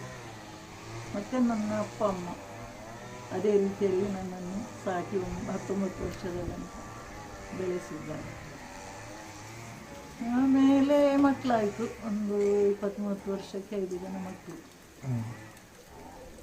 ಆನಂತರ ಇವರದ್ದು 60ನೇ ವರ್ಷಕ್ಕೆ ಅಂತ ಹಂಪಿ ಯೂನಿವರ್ಸಿಟಿಗೆ ಹೋಗುವ ಆರಂಭ ಆಯಿತು, DATಗೆ ವಿದ್ಯೆಗೆ. ಹಾಗೆ ಹೋಗ್ತಾ ಬರುತ್ತಾ 5 ವರ್ಷ ಅದರಲ್ಲಿ ಕಳೆದೋಯಿತು. ಆವಾಗಲೂ ಹಾಗೆ ಮುಂದೆಯೂ ಹಾಗೆ ಈಗಲೂ ತಮ್ಮಂದಿರದ್ದೊಂದು ಸಹಕಾರ ನಮಗೆ ಪೂರ್ಣ ಪ್ರೀತಿ ಮತ್ತು ಸಹಕಾರ ಎರಡು. 4 ಜನ ತಮ್ಮಂದಿರು, ಒಬ್ಬಳು ತಂಗಿ. ಅವರನ್ನಿಷ್ಟರವರೆಗೂ ನಾವೆಲ್ಲ ಒಂದೇ ಗೊಂಚಲವಿದ್ದಾಗಿ ಬುದ್ಧಿ ಕೊಟ್ಟು ದೇವರು ಹಾಗೆ ಇದ್ದೇವೆ. ಎಷ್ಟವರಿಗೆ ನಾಳಿದ್ದು ಹೇಳಲಿಕ್ಕೆ ನನಗೆ ಹಾಗೆ ಇದ್ದೇವೆ. ಹಾಗೆ ನಮ್ಮೆಲ್ಲ ಈಗ ನೋಡಿ, ಇವರಿಗೆ ಯಾರು ನಮ್ಮ ನಾರಾಯಣ್ ಶೆಟ್ಟಿ ಅವರು ಚಂದೋ ಬ್ರಹ್ಮ ಅಂತ ಹೇಳಿ ಅವರಿಗೆ ದೊಡ್ಡ ಬಿರುದುಂಟು. ಒಳ್ಳೆ ಅದರ ಬಗ್ಗೆ ಕಂಡಾವಟ್ಟೆ ಕೆಲಸ ಮಾಡಿದ್ದಾರೆ. ಆ ಬಗ್ಗೆ ಅಂದರೆ ಯಕ್ಷಗಾನದ ಛಂದಸ್ಸು ಈ ಬಗ್ಗೆ ನಿಮಗೆ ಯಾವ ಒಂದು ಭಾವನೆ ಮೂಡ್ತದೆ? ಅಂದರೆ ಇದು ನಮ್ಮಂಥವರಿಗೂ ಅರ್ಥ ಮಾಡಿಕೊಳ್ಳಿಕ್ಕೆ ಒಂದು ಸರ್ತಿಗೆ ಸಾಧ್ಯ ಇಲ್ಲ. ಅಂಥ ಒಂದು ಕ್ಲಿಷ್ಟವಾದಂಥ ಅದು ಸಬ್ಜೆಕ್ಟ್ ಅದು. ಅಂಥ ಸಬ್ಜೆಕ್ಟನ್ನು ಅವರು ಆಳವಾಗಿ ಅಧ್ಯಯನ ಮಾಡಿ ಅದರಲ್ಲಿ ಇಷ್ಟು ದೊಡ್ಡ ಗ್ರಂಥ ಬರೆದು ಅದರಲ್ಲಿ ಒಂದು ದೊಡ್ಡ ಮಹತ್ ಸಾಧನೆ ಮಾಡಿದಾಗ ಅವರ ಪತ್ನಿಯಾಗಿ ಅವರ ಸಹಧರ್ಮಿಣಿಯಾಗಿ ನಿಮ್ಗೆ ಏನು ಅನಿಸ್ತದೆ? ಆ ಎಲ್ಲ ಕೆಲಸ ಕಾರ್ಯಗಳನ್ನು ನೀವು ನೋಡಿದ್ದೀರಲ್ವ? ನಿಮಗೆ ಅರ್ಥ ಮಾಡಲಿಕ್ಕೆ ಸಾಧ್ಯ ಇಲ್ಲ. ನಾನು ಏನಂತ ಹೇಳಿ ಅದರ ಬಗ್ಗೆ ಇವರು ಹೇಳಿದ್ದಾರೆ, ಯಾರು ಧರ್ಮಸ್ಥಳದ ಪೂಜ್ಯ ಹೆಗ್ಡೆಯವರು. ಸೆಟ್ರೆ ಇದನ್ನು ನಾನು ಎತ್ಕೊಂಡು ಏನು ಮಾಡಲಿ, ನನಗೆ ಇದರ ಭಾರ, ಇದರನ್ನು ಅಂಥವರಿಗೂ ಆಗದ ಅರ್ಥ, ನನ್ನಂಥವಳಿಗೆ ಏನು ಅರ್ಥ ಆಗ್ತದೆ? ಬ್ರಹ್ಮಕಲಶದ ದಿನ ದೇವಸ್ಥಾನದಲ್ಲಿ ಪುಸ್ತಕ ಬಿಡುಗಡೆ ಆಗುವಾಗ ಕರೆಕ್ಟ್ ಸೆಟ್ರೆ ಏನಂತ ಇದನ್ನು ನನಗೆ ಬಿಡಿಸಿ ನೋಡುವಾಗ ಸಭೆ ಸಮಾರಂಭಗಳಲ್ಲಿ ಖುಷಿ ಆಗ್ತದೆ. ಎಲ್ಲರೂ ಹೊಗಳುವಾಗ ನಿಮಗೆ ಒಂದು ಅಭಿಮಾನ ಮೂಡುವುದಿಲ್ಲ? ಅದು ಯಾರಿಗೆ ಆಗುದಿಲ್ಲ? ನೀವು ಕೇಳೋದ? ನಿಮ್ಗೆ ಶೋಭನಿಗೆ ಆಗುದಿಲ್ವಾ? ಇದು ಪ್ರಶ್ನೆ. ಶೋಭನಿಗೆ ಹೇಗಾಗ್ತದೆ ನಿಮ್ಮನ್ನು ಹೊಗಳುವಾಗ? ಅದಕ್ಕಾಗಿ ಎಲ್ಲ ಕೆಲಸ ಏನಿದ್ರು ಆ ದಿನ ಕೆಲಸಕ್ಕೆ ಯಾರನ್ನು ಬರಬೇಡಿ, ನಮಗೆ ನಾಳೆ 6 ಗಂಟೆಗೆ ಹೇಳ್ತಾರೆ. 6 ಗಂಟೆಗೆಲ್ಲ 4ಕ್ಕೆ ಶುರು ಮಾಡ್ತಾರೆ ತಯಾರಾಗಲಿಕ್ಕೆ. ಬಿಸಿನೀರು ಆಯ್ತಾ, ಅದಾಯ್ತಾ, ಇದಾಯ್ತು. ಅದು ಕೂಡ ಒಂದು ಖುಷಿ. 6ಕ್ಕೆ ರೆಡಿ ಆಗ್ತಾರೆ. 7 ಆಗುವಾಗ ನಾನು ಹೊರಡಿಲ್ಲ ಅಂದರೆ ನನಗೆ ಇದು ಆಗ್ಲಿಕ್ಕಿಲ್ಲಪ್ಪ. ಇದು ಕರ್ಕೊಂಡು ಹೋಗುವ ಸ್ವಭಾವ ಹೇಳೋದಲ್ಲ. ಇನ್ನು ಹೋಗುದು ಯಾವಾಗ? ಸಂಜೆಗೆ ಅಂತ ಶುರು ಮಾಡ್ತಾರೆ 7 ಗಂಟೆಗೆ. ಹೇಗಾದರೂ 8ಕ್ಕೆ ತಯಾರಾಗ್ತೀನಿ ನಾನು ಕೂಡ. ಮೊನ್ನೆ ಪಂಡಿತನ್ನ ಅದು ನಾನು ಹಾಗೆ 8 ಗಂಟೆಗೆ ಗಾಡಿಯಲ್ಲಿ ಕೂತು ಆಗುವಾಗಲೂ ಜೋರಾಯಿತು. ಯಾವಾಗ ಹೊರಡುವುದು, ಯಾವಾಗ ಆ ದಿನ ಮಕ್ಕಳು ಗೊತ್ತಿರಲಿಲ್ಲ ಎಂಗೇಜ್ಮೆಂಟಿಗೆ. ಹಾಗೆ ಹೋಗ್ತೇನೆ, ಎಲ್ಲ ಕೆಲಸ ಕಾರ್ಯಗಳನ್ನು ಬಿಟ್ಟು ಹಿಂದೆ ಹೋಗ್ತೇನೆ. ದೇವರು ಇಷ್ಟು ಶಕ್ತಿ ಕೊಟ್ಟಿದ್ದಾರೆ. ನನಗೆ ಸಾಕಾಗ್ತದೆ. ಸಂಜೆ ಆಗುವಾಗ ಒಂದು 4 ಗಂಟೆ ಆಗುವಾಗ ಹೋಗ್ಬೋದು. ಅವರಿಷ್ಟು ಇದರಲ್ಲಿ ಖುಷಿಯಲ್ಲಿ ಇರ್ತಾರೆ. ಹಾಗೆ 4 ಆಗುವಾಗ ಹೋಗುವ ಅಂತ ಹೇಳಿದರೆ, ಇಲ್ಲ ಇನ್ನೊಂದು ಪದ್ಯ ಉಂಟು ಕೇಳಲಿಕ್ಕೆ ಉಂಟು, ಸತೀಶ ಬರ್ತಾನೆ, ಇಲ್ಲಾಂದರೆ ನಿಮ್ಮ ಪದ್ಯ ಏನಾದರೂ ಇದ್ದರೆ ಅದು ಕೇಳಿ ಆಮೇಲೆ ಹೋಗುವ. ಹಾಗೆ ನನ್ನ ಅನುಭವ ಅವರೊಟ್ಟಿಗೆ. ಅಂದ್ರೆ ಇನ್ನೂ ಕೂಡ ಒಳ್ಳೆಯ ಒಂದು ಜೀವನಾನುಭವ ಇದ್ದುಕೊಂಡು ನೀವಿಬ್ಬರು ಕೂಡ ಒಳ್ಳೆಯ ರೀತಿಯಲ್ಲಿ ಸಾಮರಸ್ಯದಿಂದ ಒಳ್ಳೆಯ ಒಂದು ಏನು ಮಾದರಿಯಾದಂತಹ ಒಂದು ಜೀವನ ಅಂತ ನಮಗೆ. ಹೌದು, ಹೋಗ್ತೇವೆ. ಅವರ ಗುರು ಹೊನ್ನಾವರ ನಮ್ಮ ಮಹಾಬಲ ಇದ್ದೇವರು ಇವರನ್ನು ಕರೆಯುತ್ತಾರೆ ಎಲ್ಲ. ಅವರ ಈಗ ಮಗ ಕಾರ್ಯಕ್ರಮ ಎಲ್ಲ ಮಾಡ್ತಾರೆ, ಅಲ್ಲಿ ತನಕ ಹೋಗ್ತೇವೆ. ಮಕ್ಕಳು ಕರ್ಕೊಂಡು ಹೋಗ್ತಾರೆ. 4 ಗಂಟೆಯ ದಾರಿ ಹೋಗ್ಲಿಕ್ಕೆ, 4 ಗಂಟೆ ಬರ್ಲಿಕ್ಕೆ, ಅಲ್ಲಿ ಇರ್ಲಿಕ್ಕೆ 1 ಗಂಟೆ ಆಗ್ತದೆ. ಕರೆಕ್ಟ್. ಆದ್ರೂ ಹೋಗುವ. ಆ ಹಿಂದೆ ಬರುವಾಗ ಉಡುಪಿಯಲ್ಲಿ ನಿಂತು ಏನಾದ್ರೂ ತಿಂಡಿ ತಿನ್ನುವ, ಚಹಾ ಕುಡಿಯುವ. ನಮ್ಗೆ ಒಮ್ಮೆ ಬಂದು ಮನೆ ಮುಟ್ಟಿದ್ರೆ ಸಾಕಂತ ಆಗ್ತದೆ ಮಕ್ಕಳಿಗೂ ನಮಗೂ. ಅವರಾಗಲ್ಲ, ಮತ್ತು ಅವರಿಗೆ ಒಮ್ಮೆ 10-11 ಗಂಟೆ ರಾತ್ರಿ ಆದ್ರು ಇರುವ ಸ್ವಲ್ಪ ಅಲ್ಲಿ ಹೋಟ್ಲಲ್ಲಿ ಊಟ ಮಾಡಿಕೊಂಡು ಹೋಗುವ. ಮುಂಚೆ ರೈಲಲ್ಲಿ ಹೋಗ್ತಿದ್ವಿ. ಹಾ ಹೌದು, ಅಲ್ಲಿ 60ನೇ ವರ್ಷ. ಮತ್ತೆ ಅವರದ್ದು ಒಂದು ಎಂತ ಬ್ರಾಹ್ಮಣರಲ್ಲಿ ನಿಮ್ಮಲ್ಲಿ 60 ಕರೆಕ್ಟ್ ಗೊತ್ತಾಯ್ತು. ಎಲ್ಲ ಪ್ರೋಗ್ರಾಮ್ಗೆ ಒಂದು ಬಿಡದೆ 1 ಅವರ ತನಕ ಹೋಗಿ ಟ್ರೈನಲ್ಲಿ ಆಮೇಲೆ ಮನೆಗೆ ಹೋಗುದು. ಅವರು ಕೂತ್ಕೊಂಡು ನನಗೆ ಅದೊಂದು ತುಂಬ ಖುಷಿ ಆಗ್ತದೆ. ಮನೆಯಲ್ಲಿದ್ದರೆ ಇವರು ಮಲಕೊಂಡಿರ್ತಾರೆ, ಅಡ್ಡಾಡೋದಿಲ್ಲ, ಏನಿಲ್ಲ. ಪ್ರೋಗ್ರಾಮ್ಗೆಲ್ಲ ಹೋದರೆ ಅವರಷ್ಟಕ್ಕೆ ಎಲ್ಲ ಕಡೆ ಸುತ್ತಾಡ್ತಾರೆ. ಗುಂಜಾರು ನೋಡಿದ್ರಲ್ಲ ಮೊನ್ನೆ ಅಲ್ಲಿ. ಕಮ್ಮಟದಲ್ಲಿ ಹಾಗೆ ಇಲ್ಲಿ ನಮ್ಮ ಸಹ್ಯಾದ್ರಿಯಲ್ಲಿ ನೀವು ಹಿಡ್ಕೊಂಡು ಬಂದು ಕೂತ್ಕೊಳ್ಳಿ ಮಾಸ್ಟರ್, ಸ್ವಲ್ಪ ಕೂತ್ಕೊಳ್ಳಿ. ಇಲ್ಲ, ನೀವು ಒಮ್ಮೆ ಇಲ್ಲಿ ಬಿಟ್ಟು ಹೋದರೆ ನೀವು ಆ ಕಡೆ ಹೋಗುವಾಗ ಅವ್ರು ಇನ್ನೊಂದು ಕಡೆ ಅಷ್ಟು ಖುಷಿಯಲ್ಲಿ ಇರ್ತಾರೆ. ಅದೊಂದು ಖುಷಿ ಆಗ್ತದೆ. ಆಸರಣ್ಣವರು ಹೇಳಿದ್ದಾರೆ, ಅಕ್ಕ ನೀವು ಮನೆಯಲ್ಲಿರುವುದು ಅವರನ್ನು ಎಲ್ಲ ಕಡೆ ಕರ್ಕೊಂಡು ಹೋಗಿ ಸಾಧ್ಯ ಆದಷ್ಟು. ಅವರಿಗೆ ಅದೇ ದೊಡ್ಡ ಮದ್ದು, ಬೇರೆ ಮದ್ದಿಲ್ಲ. ಅವರ ಎಲ್ಲ ಬೇಕಾದ ಸಿಕ್ಕೋಗ